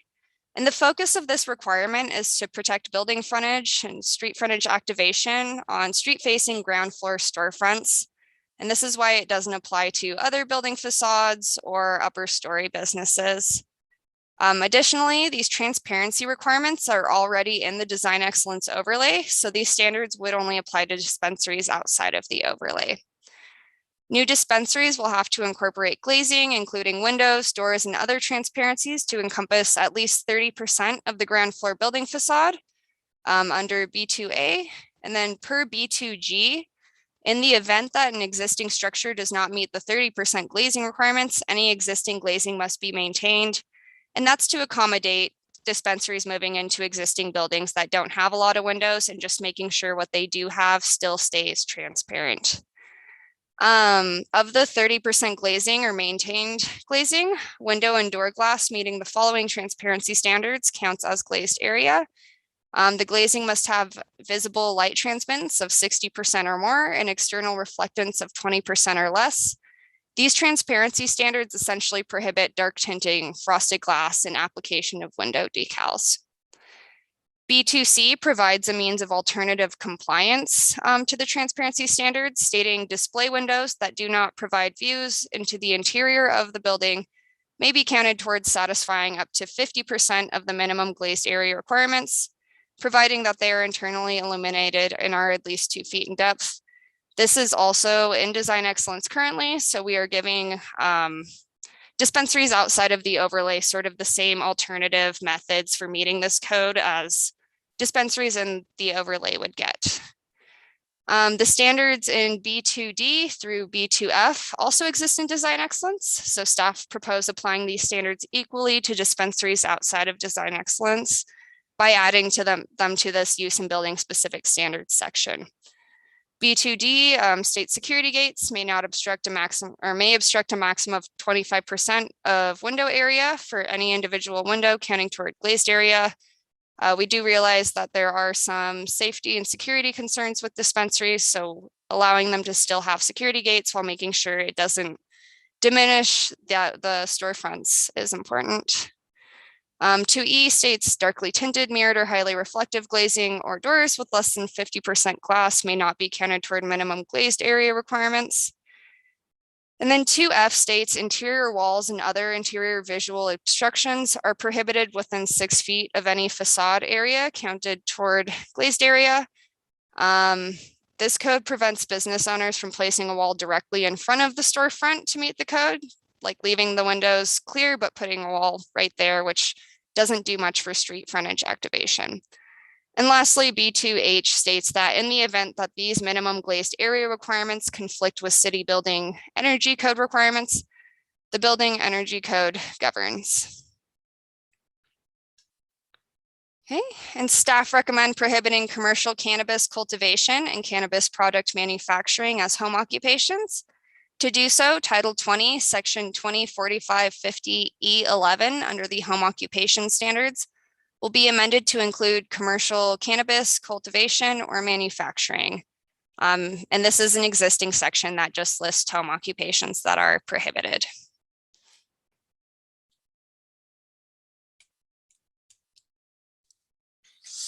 In addition, staff is proposing to classify cultivation as an industrial manufacturing use.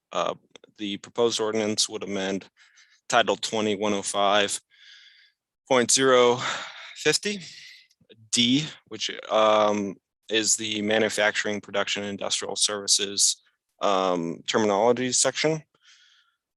The cultivation is proposed to be an industrial manufacturing use divided based upon the canopy area. The artisan manufacturing use classification would allow for cultivations with canopy area up to 1,000 square feet. Limited industrial use classification will allow for a canopy area up to 2,500 square feet. And then general manufacturing use classification will allow for the manufacturing of cannabis products. This would be extracts and concentrates, as well as all cannabis cultivation permitted by the state. This is a map demonstrating where artisan manufacturing would be permitted if this ordinance were to be put in place, with the caveat that cultivation cultivations with canopy areas up to 1,000 square feet would be a conditional use in B1 and B2 districts. This is a map demonstrating where limited manufacturing uses would be allowed or are allowed, and this would include cultivations up to 2,500 square feet, and it would be a conditional use requiring public review in the B3 district. And then finally, this is showing our limited and heavy industrial districts where cannabis manufacturing and cannabis cultivation, regardless of canopy area, would be permitted. The process for drafting and presenting the proposed ordinance began with a soliciting public comment through our Engage Missoula website, which is our public facing website. We did so in mid-August. After soliciting comment from the public initially, we presented a white paper to City Council on the consent agenda on September 13th, with a follow-up presentation in front of the Land Use Planning Committee on September 15th, which started the public process and gave initial direction to staff. On September 24th, staff met with cannabis industry stakeholders, as well as Missoula business stakeholders, to solicit feedback and to give general information to these stakeholders. On October 5th, staff met with the Missoula Downtown Association Board of Directors to present the proposal and solicit feedback. On October 8th, city staff sent an agency memo to city agencies and community stakeholders. A legal ad was published in the Missoulian on October 17th. And then a special presentation in front of this board was held on October 19th. A subsequent legal ad was published in the Missoulian on October 24th. And yesterday on the City Council's consent agenda was the first reading of the proposed ordinance. And then before you today is the the public hearing in front of the planning board, and with a subsequent public hearing in front of City Council on November 15th, and a scheduled final consideration in front of City Council on November 29th. In response to our solicitation for public comment, staff has received 4 letters of comment. The first letter requested an increase to the buffer requirements, well beyond what staff has proposed. The second letter of comment supported the prohibition of home-based cultivation. The third comment opposed the frosted glass prohibition as part of the proposed ordinance. And the fourth supported all recommendations with the caveat that they proposed an increased buffer and expressed concerns over odor generated from cultivations. In addition, as part of this process, concerns over energy consumption regarding cannabis cultivation have been presented. Staff has been conducting research and coordinating with other departments to gather information about the impacts of cannabis cultivation and energy consumption. Staff is preparing an item to amend Title V, which is the business licensing municipal code, to address energy consumption relative to cannabis cultivation. And we'll be bringing these amendments to City Council imminently. Lee Ratterman, as previously introduced, is our climate action specialist in the Community Planning and Development and Innovation Department. Lee is present this evening and has prepared some information for the planning board, which she will present at this time. Thanks, Spencer. Hi, everybody. My name is Lee Ratterman. I'm the Climate Action Specialist with the City of Missoula. And I'm just kind of here to give a broad overview of the city's commitment to climate action and specific to this industry of kind of what we're talking about and what we're planning and moving forward. So the city has adopted and written many plans related to climate action, including 100% clean electricity, zero waste, carbon neutrality, climate resiliency, and a number of other initiatives that we are working on implementing as a city and with our community partners. There's no denying that we are currently experiencing the effects of climate change. We've seen drought, increased wildfire, smoke, lessening snowpack right here in our backyard. And we are, for sure, it's necessary for us as a city and us as a community to take action to mitigate future effects of climate change. And so reducing greenhouse gas emissions is really a top priority for our city, and a major part of my position is to figure out how to do that internally and externally with our community partners. Increased electricity and natural gas use are a direct correlation to higher greenhouse gas emissions in our community. And so some major mitigation efforts include reducing energy and natural gas demand throughout our city operations, and as well as kind of working with community use as well. A couple of statistics to share: just since 2014, Missoula's commercial and industrial electricity use has increased significantly. We've seen it increase by 21%, and natural gas usage has increased as well by 28%. But we've only seen the total number of jobs increase by 6.8%. So this kind of tells us that within the commercial and industrial sector, we're seeing more energy use since 2014 without kind of a huge increase in businesses or job growth. And so we're just seeing more usage, which is something that we are committed to working with businesses within our community to reduce. Greenhouse gas emission inventories are basically the tool that we use to measure success in our climate goals. And so we've recently conducted an internal greenhouse gas emissions inventory and are just wrapping up a community one as well to kind of look at where we're at and where we need to focus our energy in reducing the effects of climate change. And so commercial and industrial use is a big part of that. Go ahead, Spencer. So this is just a quick visual into kind of the different industries and the energy intensities as used by the industry. And you can see on that last line that the cannabis industry, there is a lot of data to support the incredible amount of energy that the cannabis industry uses, and particularly in the cultivation aspect of the market.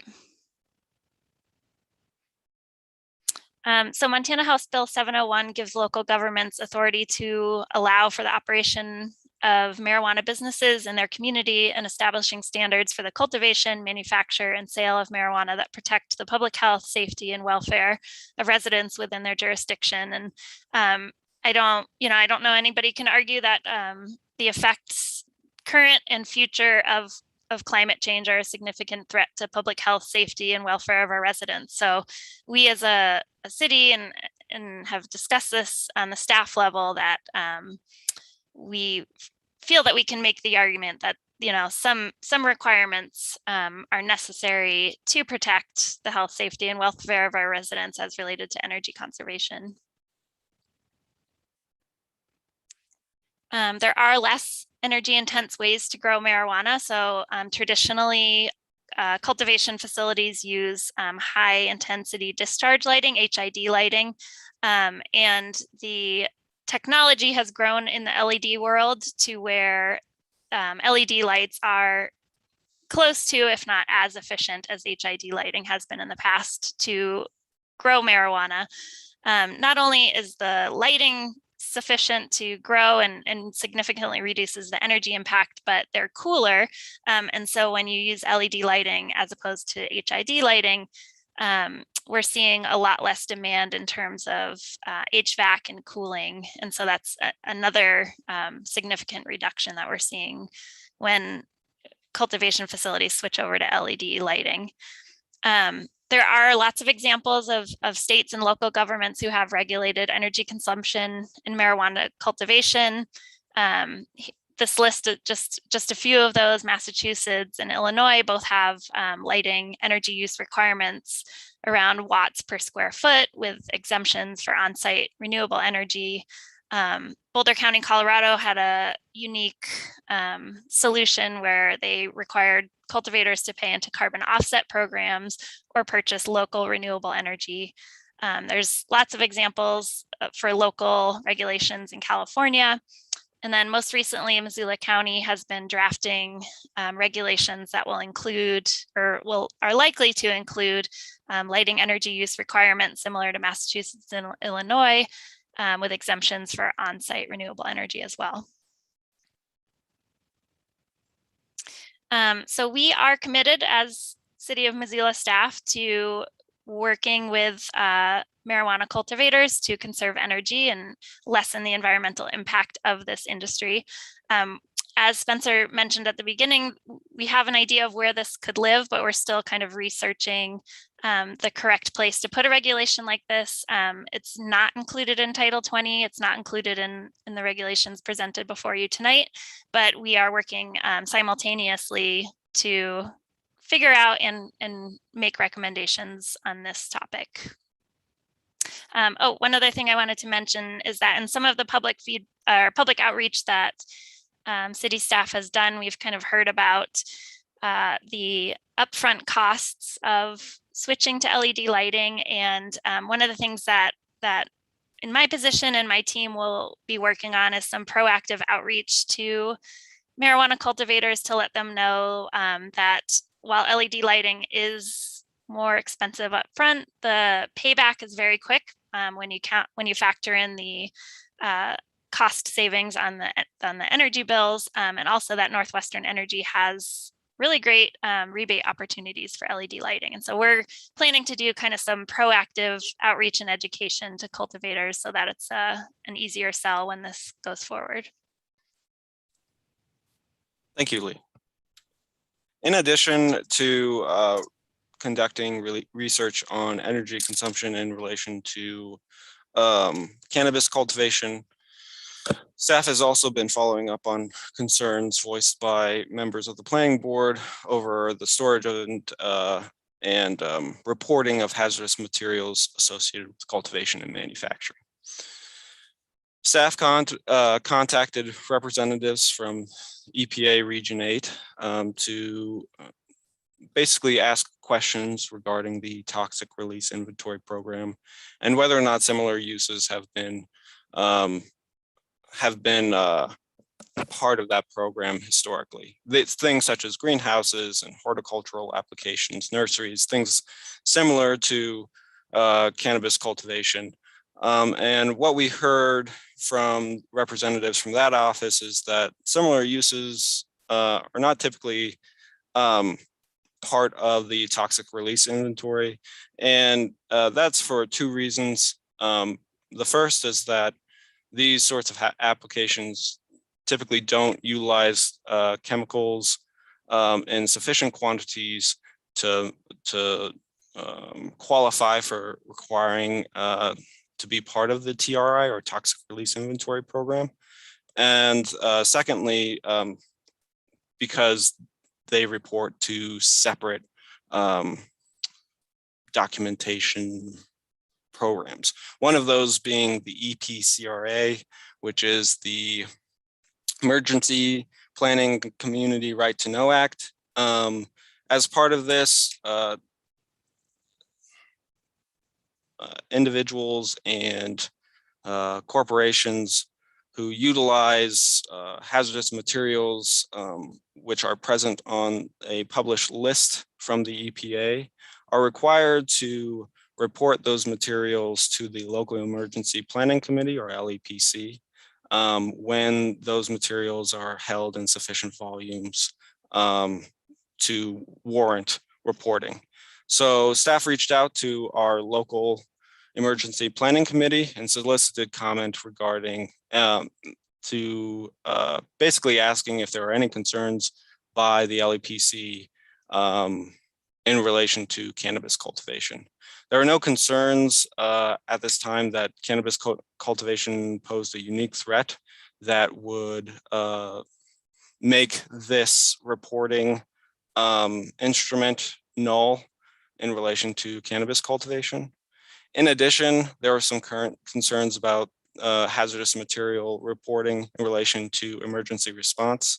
After reaching out to the Missoula Fire Department, we were alerted that the fire department utilizes the list, which is held by the LEPC, and coordinates with applicants for cannabis cultivation and cannabis manufacturing at the time of building permit to review building plans and to review material storage on site, and has that information available to help with decision-making when responding to incidents at or near sites that have hazardous materials on the list. In addition, staff reached out to city wastewater to solicit comment regarding the wastewater generated by cannabis cultivation facilities. Currently, there are no cultivation facilities that city wastewater is aware of that would require pretreatment. Pretreatment is triggered by certain volumes of wastewater being generated by a facility with concentrations of materials or chemicals of interest. And currently, cultivation facilities do not produce the wastewater volumes that would require pretreatment. Finally, staff reached out to the Water Quality District and again, asked questions regarding how the Water Quality District approaches cannabis cultivation. And again, the Water Quality District is involved in reviewing building permits and often coordinates with applicants to determine the materials present and whether or not those materials are present at these facilities in sufficient quantities to require the reporting as dictated by the EPA list that the LEPC administers. So with after speaking with all of the referenced agencies and getting a feel of the level of concern that these agencies have on the impacts that cannabis cultivation might have towards producing pollutants or hazardous materials that may either pose a threat to emergency response or to environmental degradation. They communicated that the programs currently in place are robust enough to capture the materials of interest as presented in that EPA list. So in summary of the proposed regulatory revisions, staff is proposing to align Title 20 with the state definitions, and will accomplish this by updating the land use classifications to include cannabis uses as presented. Secondly, the proposed ordinance will prohibit commercial cultivation as a home occupation and will preserve a diverse mix of uses by implementing a 500-foot buffer between dispensaries. And finally, the ordinance will limit non-transparent glazing to encourage an active and safe street front. Staff recommends that the Missoula City Council adopt an ordinance generally amending Title 20 Missoula Municipal Code, the city zoning ordinance, to incorporate revisions in the following chapters: 2010 business and commercial districts, 2015 industrial and manufacturing districts, 2045 accessory uses and structures, 2100 terminology, and 2105 use classifications, and creation of 2040.083 and use in building specific standards to incorporate regulations concerning legislative changes in the cannabis industry. This concludes staff's presentation. We're open for comment and question at this time. Great. Thanks, Spencer, Cassie, Lee, and Madsen. There aren't any other presentations. Is that correct? If not, then we will move on to our public comment period for this. So Donna, if we could get the call-in information on the screen, if you would.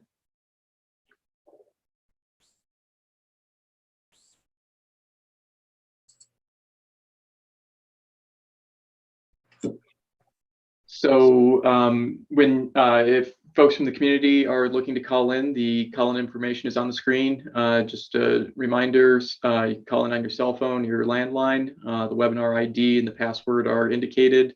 You'll need to press *9 to raise your hand and *6 to mute. Please remember to mute any devices that are casting anything in the background. There is a delay. And when you're recognized to make your comments, please state your full name, and please keep your comments to 3 minutes or under. Looks like we have one person raising their hand. Could we have Michael?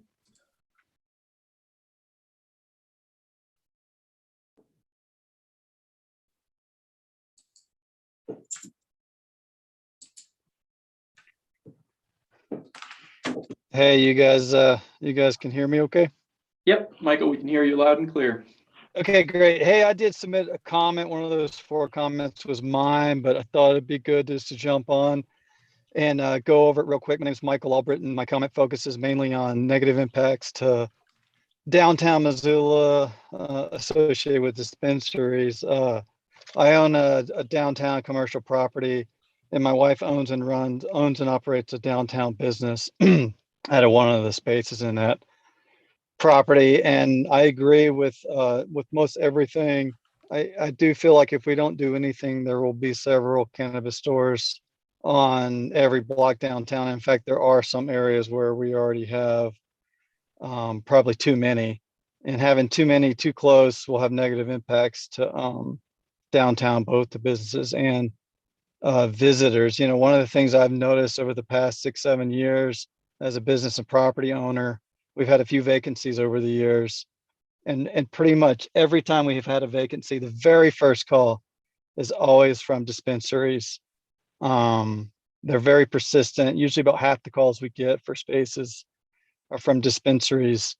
I've had offers to pay more per month in rent, 6 months rent in cash, and offers to purchase the building as well.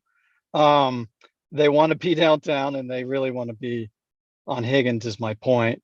So I'm glad that we're doing this. I'm glad this is going to council, because otherwise we're going to have too many. I think you guys probably saw in Billings, they recently said we're going to have 4 dispensaries for the whole city, and we've probably got 4 on the hip strip alone. Another interesting result of some of the dispensaries, there was a Missoula July 13th, 2021 Missoulian article about Bathe and Beauty Beads, a longtime hip strip store. I've been there for 30 years, and the building owner was offered 3 times the rent from a dispensary to move in there. Obviously, the owner of the bead store couldn't afford that, so she had to move to another location in town. I think they're going to be paying around $10,000 a month. So just some of the things that are happening with the dispensaries coming in, and that's why, of course, while it's medical, not recreational. So I agree with everything, but I am one of the ones that thought we should have a 1,000-foot buffer, and mainly because I think there's already too many. Like I said, there's 3 on the hip strip already. There's a couple other those clusters on the other side of the river. So I do recommend a 1,000-foot buffer instead of the 500-foot buffer. But everything else, I'm totally on board with and agree with. I appreciate you guys' time tonight. And thanks for letting me comment. Thank you, Michael.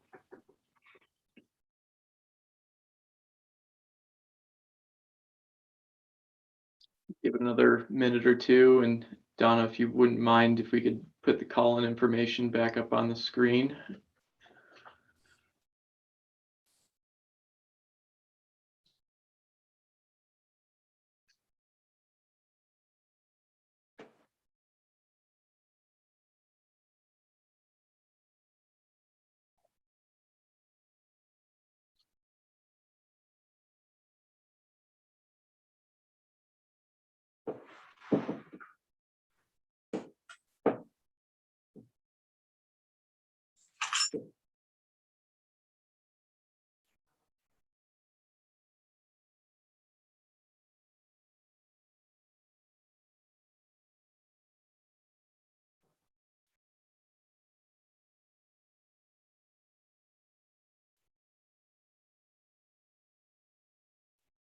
Not seeing anybody else. So with that, I will close the public comment period, and we will open it up for planning board questions of staff.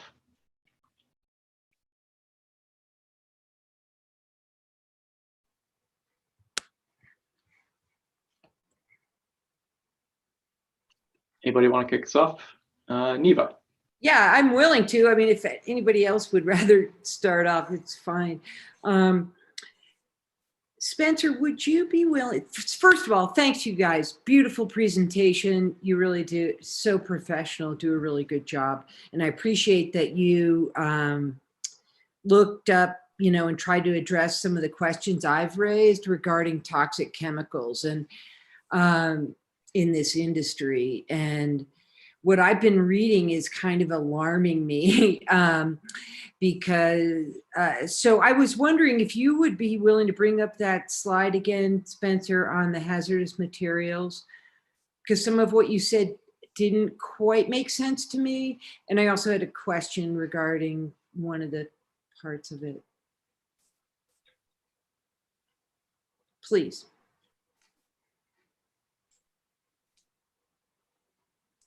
Oh, yes, I'm pulling up currently.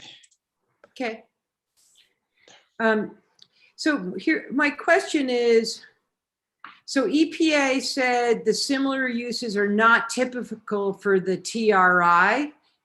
And then you say the local emergency planning has a list that is based on EPGRA.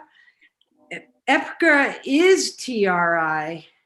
So I'm confused, like, do they have a list or not? And so, and I guess I'm wondering if you would know what commonly used chemicals in not just cultivation, but it's partly, I think the big concern is the manufacturing, where they're concentrating this right into liquids or tinctures or whatever that they can then put into food or put in or sell it in various forms. So, because I guess that's one of my questions is EPGRA is the TRI. Yeah. TRI is the common name for it. EPGRA is the law. Yeah. So TRI is reportable volumes at 4 times the required reportable rate, and typically has like those 6-digit codes associated with the industry governing the use of specific materials related to those industries. And so I guess the LEPC list is a quarter of those 4 times the allowable amounts. And sorry for the confusion, then they're interrelated in that they're both born out of that same act, I guess, that law. Oh, so in other words, you're saying that these facilities don't have to report under TRI, but if they are using a quarter of the amount that would be required, if they are, they would have to, that would trigger them having to report the quarter of it. If they reach that threshold, they have to report to the local planning committee. Yep. Emergency planning committee. Okay, yeah. Great. That helps. And then, so it's all based upon volume. And so after speaking with the LEPC and fire as well, the volumes of those materials from what I've gathered present at, let's say, extraction facilities don't meet the thresholds for reporting, even oftentimes reporting for the LEPC even. Okay, so that's kind of, okay. Thanks for that. The other piece here is it refers a bunch to building permits and with respect to fire and with respect to water quality district, they're at the number 5. So if I have a facility, if I lease or buy a big old warehouse and I put in a facility inside of that, would I need a building permit? And therefore, if I wouldn't, what am I going to be, what's going to be missed here if they don't have to get a building permit? So, go for it. So there's a couple of, actually, the other question is, do you know if high tunnels have to have building permits? Sorry, what was the last part? High tunnels? Yeah, I can answer the rest. The green, the greenhouses that they're doing this in, what are they? Do they have to have building permits or not? Yep. So any new structure over 200 square feet, like a greenhouse, will require a building permit. Even above 120 square feet, we review for zoning and could reach out to these other people. If it's an existing building, a lot of times this use going in will trigger what's called a change of use, which is also a building permit where all of these departments will review. In the case that they don't need that, they'll just go through business licensing, which also goes through health department and fire review before approval, at which point they'll contact them and ask what materials they have on site, in what quantities and where they're contained. So, and every business that's manufacturing or cultivating would have to have a license to operate in the city of Missoula? Yep, at a minimum, if not a building permit too. Right. Okay. Yeah. Thanks for that. I have some other questions regarding energy, but I want to let other people take the floor. Thank you.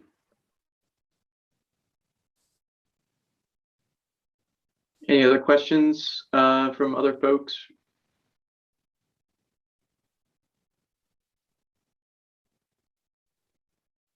Ellie. In reading through some of the materials, so one of the things that was going to change is that home, even for medical home occupation growing, is going to be discontinued essentially. Is that correct? New businesses that are commercially growing or manufacturing products. So that's not the, 2 personal plants permitted by the state, but anything they're growing to sell would be prohibited as a home occupation. Existing home cultivation businesses that were already permitted will be allowed to continue, but not expand if this is adopted. Okay, thank you.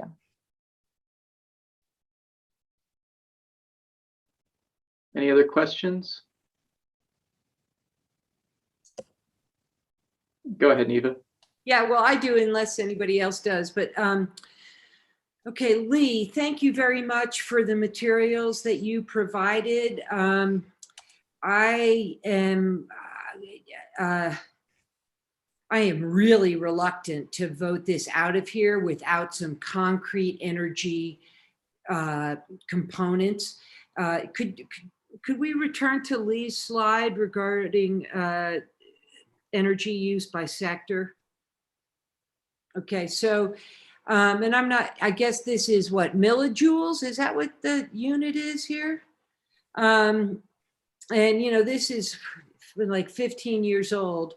And I feel like that, with all due respect to the staff, I just feel like we haven't done the heavy lifting here that is required to, in this day and age. The global climate meetings are happening right now. We don't have time to dink around. We have got to mandate some energy conservation measures, renewable energy as part of this.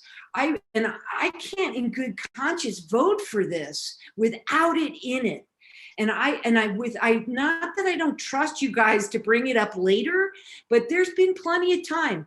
And pot has been illegal since, well, long before I was born, which is a long time ago. It's not like we're in a super big rush. And I guess the other thing that's not lost on me is that I'm voting on one hand today regarding taxing this industry, and on the other hand, to regulate it. And yet I don't see the energy conservation goals reflected in this zoning proposal here. I'm really concerned about it. And so maybe you guys could respond. What am I missing? What am I missing? Why are we waiting? We don't have time to wait. So it's not that we're waiting. We plan to push this through very soon and are working on getting that done now.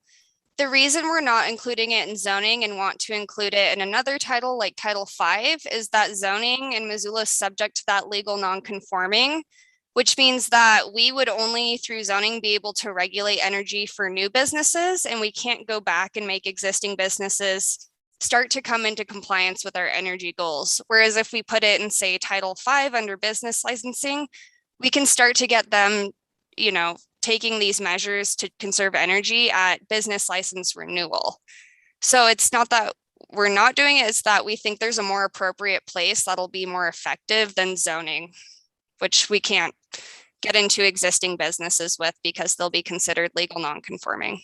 Well, but they're not going to, there's existing businesses that are medical marijuana, right? They aren't, the rest of it, the recreational stuff is not existing yet. So I guess I'm worried we're gonna like approve this. We're never gonna put the genie back in the bottle. This is a lot of energy. These people they have their lights on 24/7. This is not the hippie, backwoods. And these are big investors, outside investors. Missoula will be ringed with these grow facilities if we don't get in front of it right now. And I say this is, I voted for legalization, but we got to regulate this. We're not going to be happy if we don't. I'm sorry, I'm going off, but I'm not going to support it without some energy pieces in it, which I'm willing to make a motion for tonight if I hear support from the planning board on. I've got some very specific ideas that I've learned about that the county is proposing. We did this with cryptocurrency in a different scale, but we need to do it here, you guys. We have to do it. We can't let this out. And I do want to reassure you that this, I guess, that we've been hearing after meetings that your concerns are not isolated to this board, that we've been hearing from leadership that we have to develop some sort of energy conservation piece in relation to cannabis cultivation, and we've been directed to do so, and we are doing so. And it's imminent. It will be coming out, and the importance of it being in the proper municipal code cannot be overstated as we prepare to implement climate action across multiple industries. Creating precedents for how we do that, especially at this time, is extremely important. And that's where the hesitation to altering Title 20, if that's the appropriate regulatory framework or not.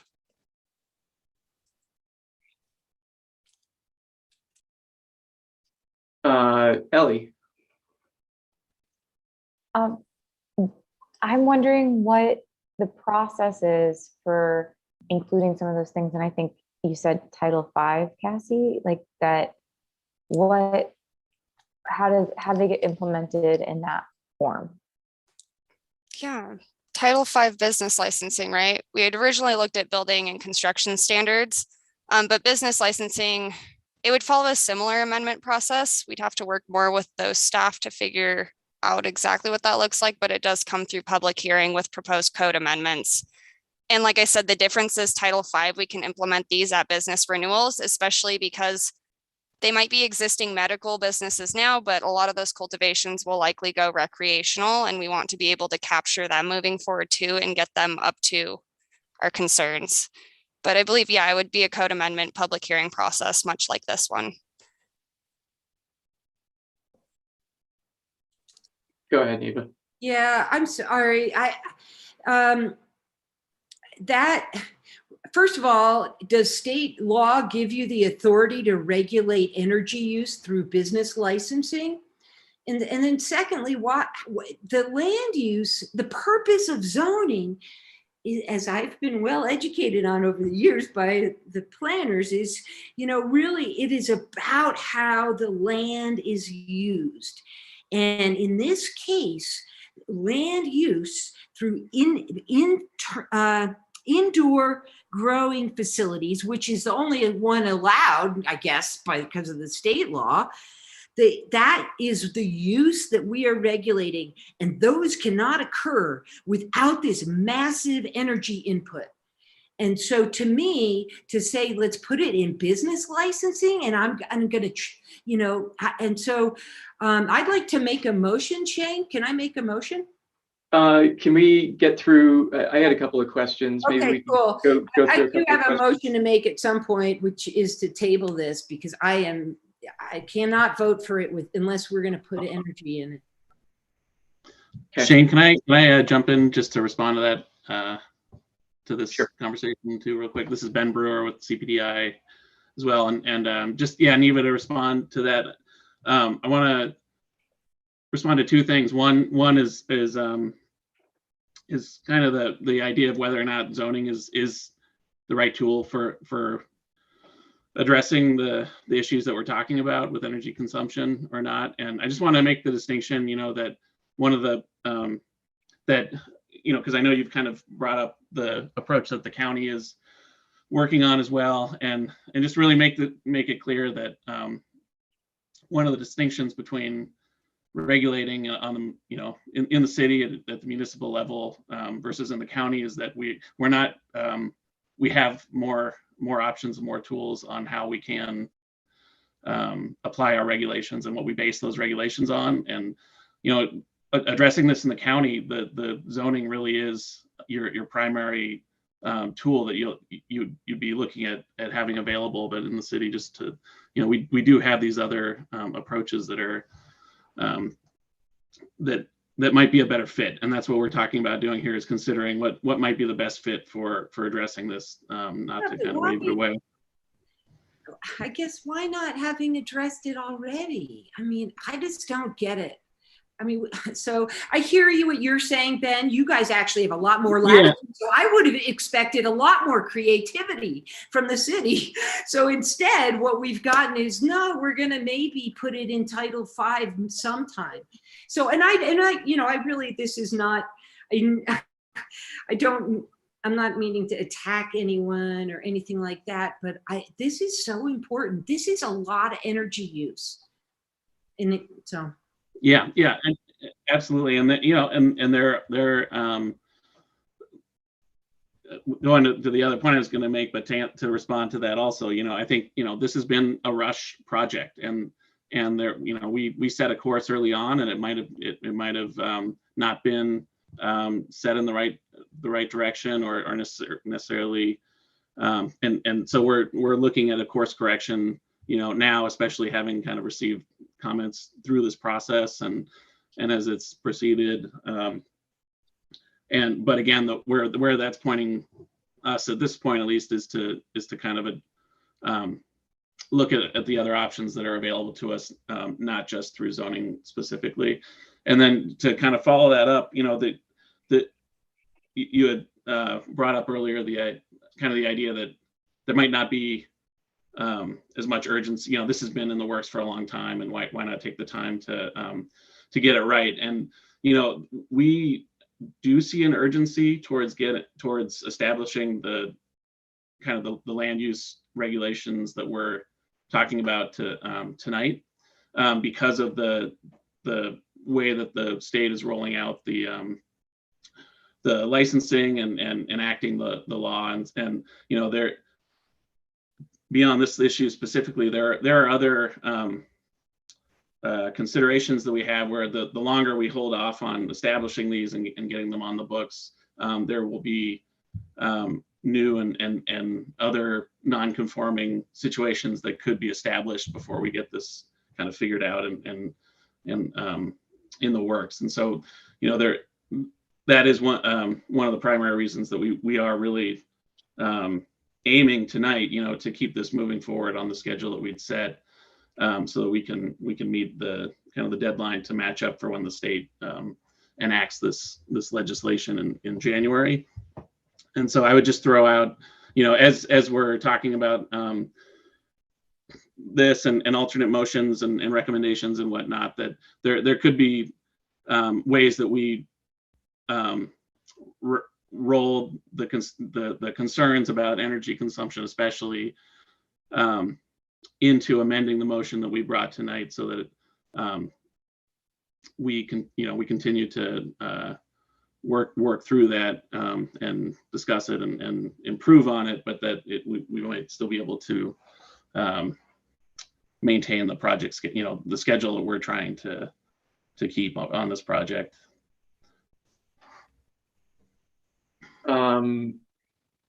I guess, Lee, do you want to talk to what we're talking about right now? Or if not, then I was going to go to Tung to ask his question. Yeah, I just really quickly wanted to thank you, Neva, for your passion and enthusiasm. And it is voices like yours that do help push these things through and faster, and help city leadership to understand that this is a community value. And it's my position and my job to make sure that there is a climate lens in all decisions that the city makes. And sometimes it's a slower and more uphill battle than you would hope. But on this one in particular, I feel really confident and comfortable that the city has its marching orders, and that we are working on it, you know, to the speed and ability that I guess we are currently able to. And, you know, I would also like to tomorrow say that all energy intensive use, you know, industries have to adhere to these standards. So yeah, I just really wanted to say thank you for your passion and enthusiasm, because that's what this community needs to make the change that we need to see. Thanks, Lee. I'm glad you're bird dogging it too. Sure. Yeah, I feel like we've sort of morphed into the discussion period here versus the question and answer. So I felt like I just wanted to comment a little bit. So I completely share Neva's concern here. I'm maybe not as boisterous, but and I think Lee kind of alluded to the comment I wanted to make, which is I feel like the solution here is it should be more comprehensive. I don't think we need to rush to come up with a cannabis specific energy use policy. I had these concerns when we discussed it with the cryptocurrency. I actually think that the cryptocurrency one is incredibly narrow. It targets a very specific usage, understandably so. But I would hope that we could do something better than something very narrow around crypto and around cannabis, which quite frankly this seems kind of not predatory, but it singles out two specific industries. And I think, as Lee mentioned, I would like to see and give the staff time to come up with something more comprehensive where we can apply our climate standards to any high energy intensive use. Because I don't want to have this conversation again. I don't, the next cryptocurrency thing that is outside of what we currently have, or the next, who knows what other energy intensive, drug manufacturing comes about. So I'd love to be able to come up with something that covers us for the long term, as opposed to having to have this discussion for every single new industry. So, got a couple of quick questions. I'm going to pull us back to the comments, or back from the comments to the questions, if I could, just for a moment. I think that I saw on one of the slides, and I think it was you, Cassie, that was presenting this at the time. The 500-foot buffer only applies to ground floor spaces. Is that true? So like you could, in theory, have two dispensaries in the same building, just a floor apart or something like that? Yep, it wouldn't apply to businesses on second or, above stories. And that's really it was focusing on a mix of uses at the street level, a diverse street frontage. We don't have a ton of buildings with second story commercial areas, but there are some, and there could be a lot more. And we're just not as concerned with the impacts of mixing above, more at the ground floor, that street level where people are walking by. Okay. And then related to the home occupations, cultivation and manufacturing are not an allowable home occupation. Is being a dispensary an allowable home occupation? It's not included specifically, but there are standards in our home occupation section that limit it to, 3 non-resident people at the property at one time. We haven't seen anyone try to do retail as a home occupation before, because they are so limited with how many people can actually physically be on the property. So while it's not specifically called out, and I'll double check that right now, that retail isn't, it's highly unlikely that would comply with the rest of the standards already in place. I also want to jump in there that the state prohibits delivery of marijuana products or cannabis products to anyone who's not a registered card holder, even within the recreational rules. So essentially, if somebody were to open a dispensary as a home occupation, they have many other current restrictions on them that 3 people.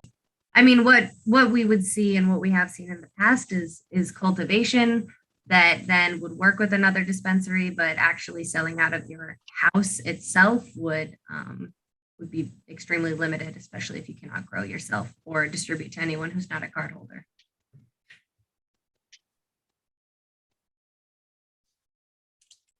Okay. Any other questions from planning board members? If we could get the motion up on the screen. Wait, I have one more Looks like question. Ellie did. Oh, I'm sorry, Ellie. Okay. Is that a state standard that no home cultivation beyond the, I guess, 2 per person limit is allowed? Is that a state standard, or is that something that's being implemented at the city level? Yeah, that's a state standard. The state says that if you are not a card holder, if you are growing recreationally as an adult 21 years or older, that you can have 2 mature plants per person, and I guess as many seedlings as you want. But anything like actually producing consumable product, you can only have 2 plants at any given time. If you're a card holder, you can have 4 per person. And then the state says that maximum is 2 times the amount. So essentially you and your roommate could both have 2 plants each, but a third roommate could not, something along those lines. If that makes sense, I hope that helps.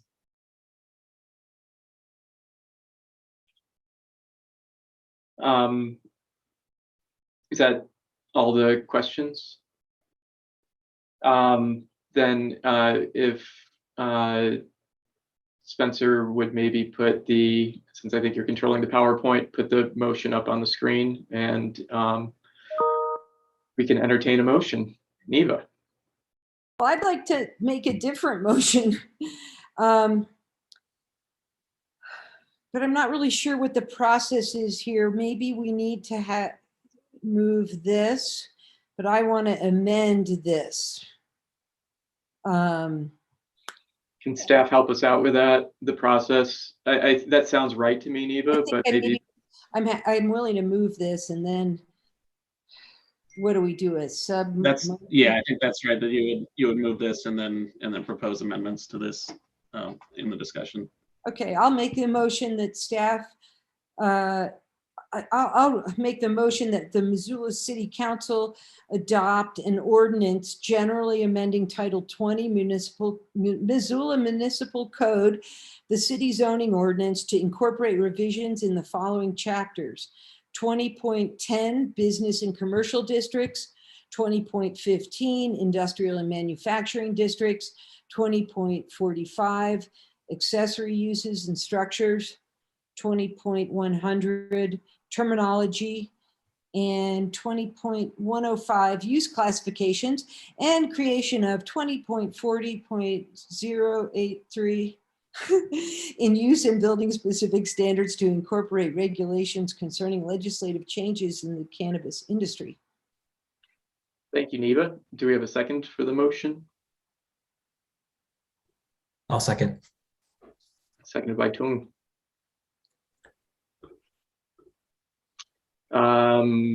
Discussion or amendments?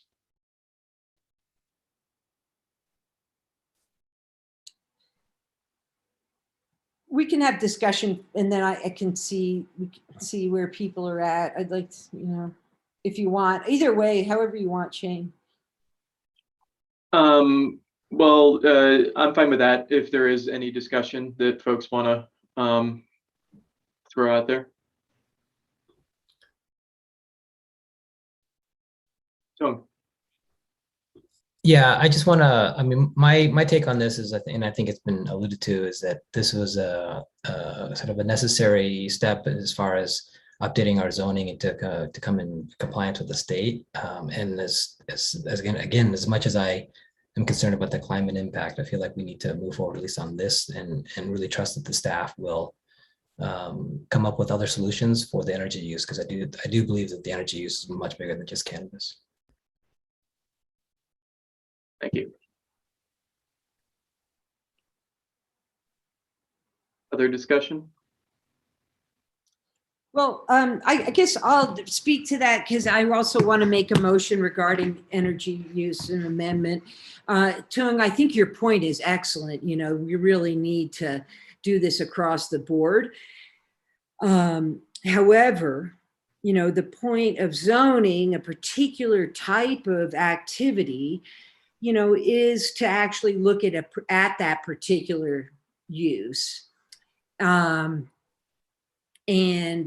its potential impacts. And the technology is out there for the selecting LED lighting instead of other types of lighting. So I still think it's important to have an energy use piece in this. And so, because unfortunately, we're not able to consider across the board at this time in all industries. And so I'd like to propose that indoor cannabis, I'm going to make a motion that indoor cannabis cultivation facilities must meet the following requirement: lighting power density shall not exceed 36 watts per square foot. So in effect, that 36 watts per square foot, in effect, will require them to use LED lighting. There is also there's resources for the industry to rely on. For instance, there's a consortium that has provided a certified list for horticultural lighting, and that meets certain energy goals. But I think if we make a proposal just limiting or just saying it shall not exceed 36 watts per square foot, that's still very generous. The average Seattle office building uses 18.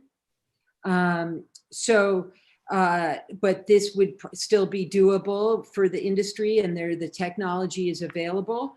I'd like to require renewable energy, but I don't feel like I have a good understanding of how to make a motion to that regard. But maybe somebody will second it and we can talk about it. But that's my reasoning.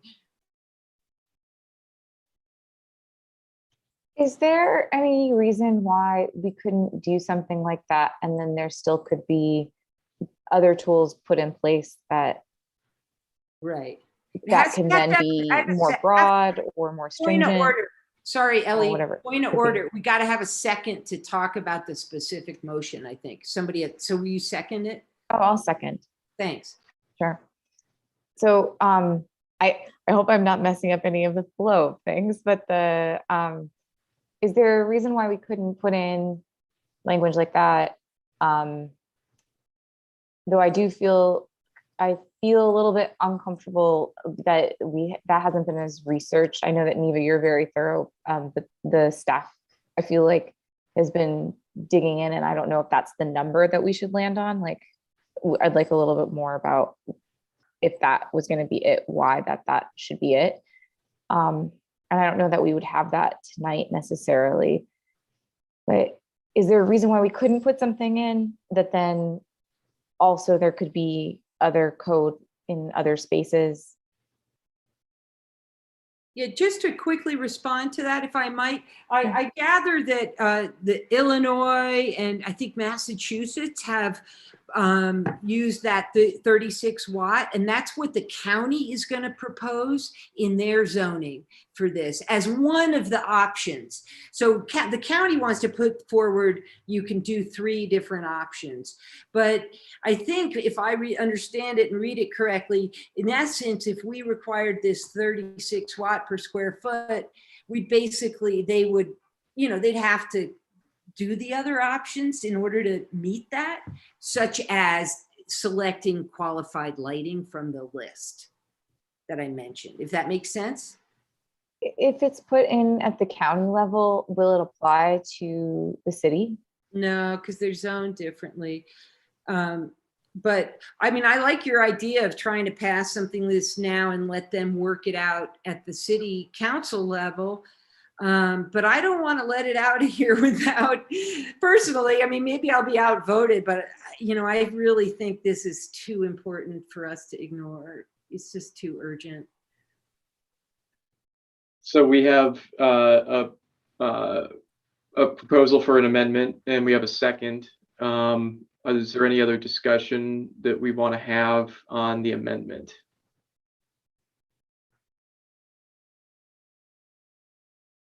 Micah. Yeah, I would. This is tough because I also I think it's a critical thing to ensure that we're not creating space for businesses to use an incredible amount of energy, but I also understand how important it is to get these get us in alignment before January 1, before the state the state law kicks in. So I'm wondering if anyone here from staff could weigh in on how, or from the city, I mean, how us doing this would potentially impact this going forward.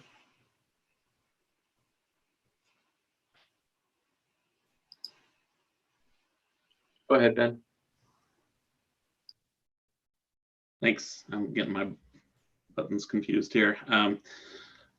I would say that procedurally, what I think what we'd hope would come out of this would be an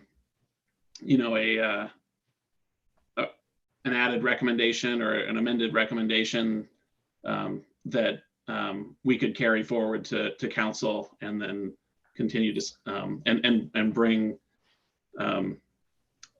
our response to that and then be able to finalize it at council.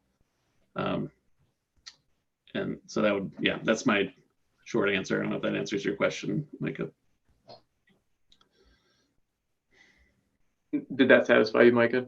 Yeah, I think so. I guess I just want to make sure that we're not doing anything that would supersede more better work happening, the work that's being done to potentially move this into Title V or into other places that would have like longer ranging effects on other industries as well. And I don't get the sense that this would. I think this seems like it would move us forward and show that we're advocating for, how important this is.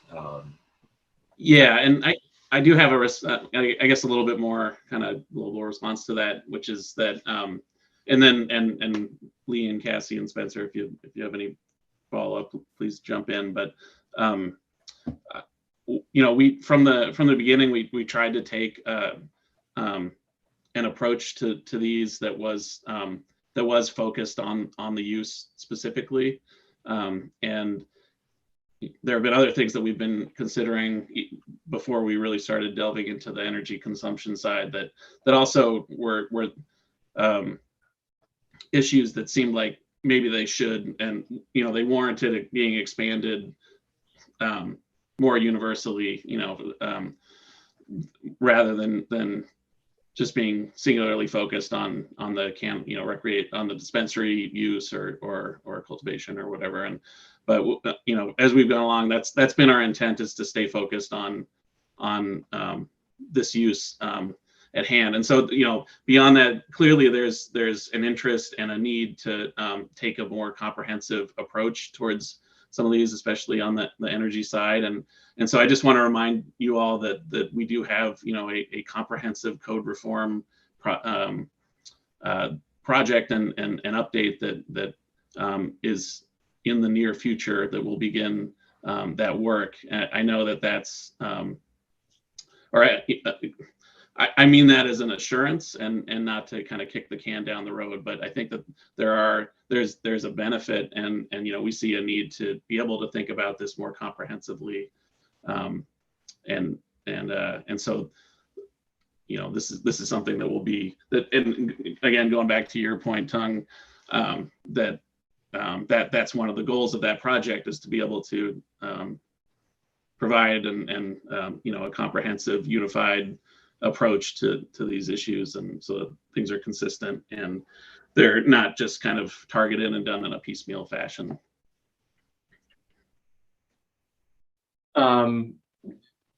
Dave, is your question related to this, or can I let Cassie weigh in a little bit here? Let me just jump in and say what Ben Brewer said, and Neva, I support that. We're a recommending body setting, and so we set a standard for the city council to work with through the public process. They're the decision-making body. I think we've hashed this out enough. Thanks, Dave. Cassie, did you have anything you wanted to add? Oh, yeah, just to Ben's comment, we are working on that, UDO in the future. That will be a bigger project where we can look more comprehensively at energy. And that's not to say that we're going to put off updates to a code now. It's just to say that we want to make sure we start putting these energy codes in the right places so that when we get to that UDO process, we have a good standard for where these belong so that we can incorporate it. Thanks. Any other comments from planning board members on the amendment? Yeah, I'll just speak once more to the amendment and why I think it's really important.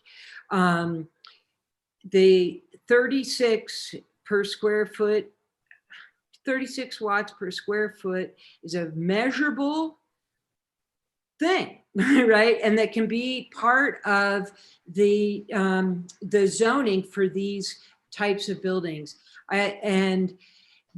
If the staff goes beyond this meeting and wants to make some suggested change to the city council, they can. But I'd like to encourage you all to vote for this amendment so that we're sending a really clear, strong message that, you know, intensive energy use from cannabis production is something that we care about as a community. You know, the more I read about the way it's being done now, you guys, I'm kind of blown away. So, anyway, I hope that you will find it in your hearts to support the amendment, and maybe it'll be changed down the road and I can live with that, but we will send a strong message that energy use by the cannabis industry is not going to be taken lightly in Missoula. I think I'm going to support the amendment, and I guess just to get it on record, I'm going to vote for it in the form that Neva presented it in. I'd like to add another little layer of detail just in my comments, I suppose. I want to make sure that 36 watts per square foot is in the grow area only.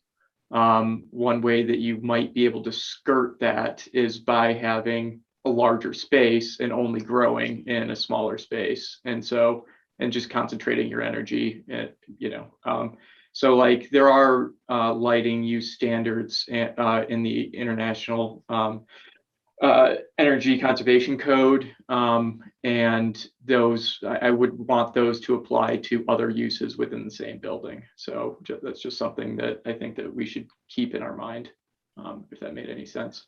I'd take it as a friendly amendment if you like, to make it, just to say for the grow area. Sure. 36 watts per square foot in the grow area. So we've Tung, go ahead. Yeah, I mean, I think your comment just kind of raised the concern that I have, which is I have no idea what you're talking about. Yeah. Like, I have no idea, 36, whatever. Like, I appreciate Neva's passion, and I appreciate that I'm sure she's done a ton of research on this, but this is the first I'm hearing about it. So I don't feel comfortable making a decision about something that has just been brought up today. Like, I feel like if we were going to send a statement, we can send a statement without getting into specifics about watts and this and that. Because I wouldn't want to put something in there that hasn't had the thorough research by staff and, and experts and whatever. Again, I am confident that Neva is onto something. I spent 10 minutes looking at this as well prior to this meeting, but I didn't feel like I was fully informed on the issue. So it's hard for me to, as much as I do care about this issue, it's hard for me to recommend something or support an amendment that I literally just heard about that has a very specific, energy usage, which again, I have no idea how that stacks up. So again, as much as it pains me to do this, I don't want to support this amendment. I'd love to find another way to send the message we want to send without getting into specifics.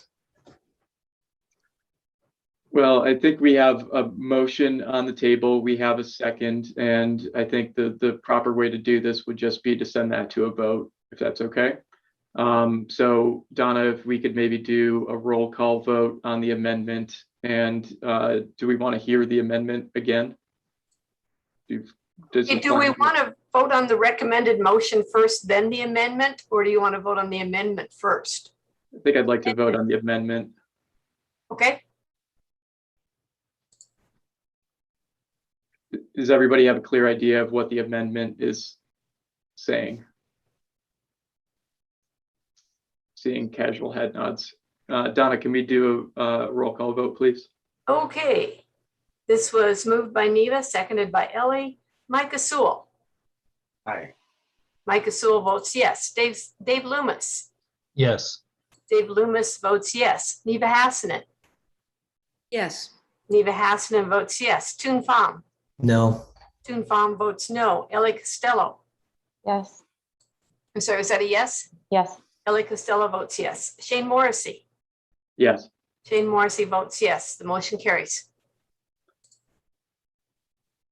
So now we'll be moving on to the original motion that Neva read and was seconded by, I don't recall at this point, with the amendment approved. And do we have some more comments that we need to make? Yeah, excuse me, Shane. I want to go back to the other thing that was brought up about 1,000 foot radius, was that it? And the dispensaries that Michael testified, that the gentleman from the business community was asking for 1,000 feet instead of 500. Is that something we can talk about? And did anybody else care about that? I kind of think that seemed reasonable. We wouldn't want, the streets completely lined with alcohol or, liquor stores, right? I mean, so anyway, maybe nobody else cared about that, but I'd be willing to talk about it. Does anybody want to propose another amendment?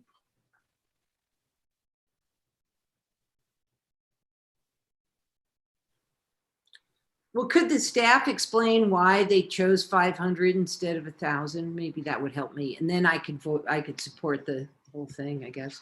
Yeah, we actually originally, way back white paper stage, looked at 1,000 and we're thinking that until we measured kind of downtown from the river going northeast and realized downtown's only about 2,000 feet in length. And we just thought, that would really severely limit it. There's already more than 2 there, but if we were starting from scratch, that would look like 2 in downtown. Then comparing with the mapping, we just didn't think there was a lot of space left for new businesses, and that 500 effectively dispersed uses within the area based on the block. You wouldn't have the street lined because you'd still have about a block in between businesses. And I'm happy to pull up maps too, if that would help. Cassie, you weren't worried about the fact that these businesses can buy up stores like the bead shop. I mean, that's been there since I moved here 20 years ago. So, this isn't like our, mom and pop folks. They had a big bucks. And that's all. So maybe it looks like there isn't retail space, right? But there's always space if somebody has enough money to buy it. No. So anyway, the other thing when we were considering how much to regulate or considering how much to propose to regulate was looking at the favorability of Missoula County residents and passing this or voting for Initiative 190. And we did see overwhelming support. So we know that the industry is well supported within the community and did not want to reduce or over regulate beyond that. We wanted to regulate reflecting the positive, the support that the Missoula community showed in the overwhelming favorable voting outcome.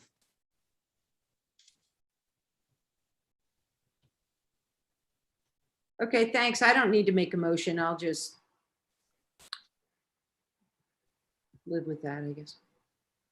So is there any other discussion on the motion that's on the table or any other amendments that folks would like to introduce?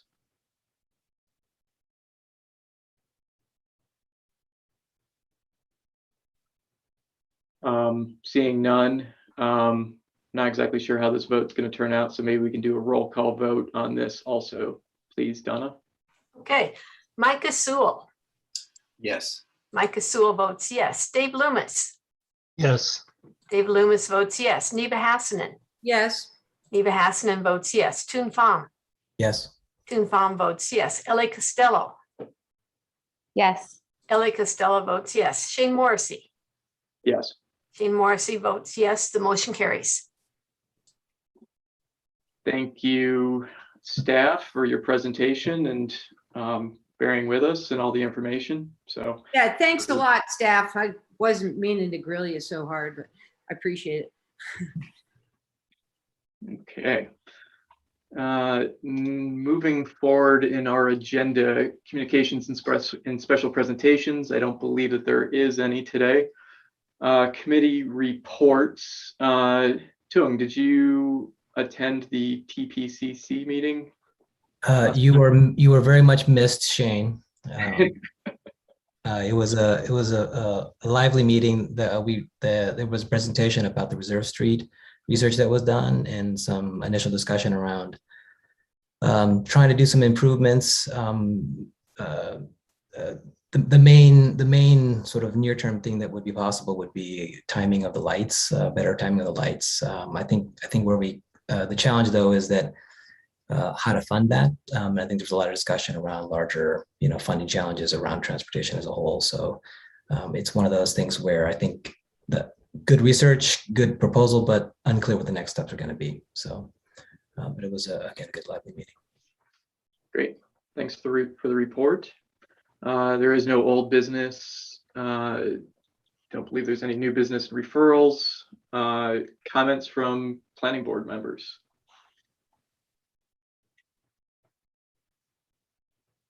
Anything on your mind?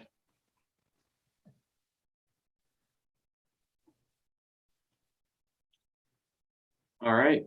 Well, appreciate everybody's time tonight. We'll call the meeting adjourned, and thanks everybody for your patience with me and for a lively discussion tonight. You did great, Shane. Thanks, Yes, everybody. Good job.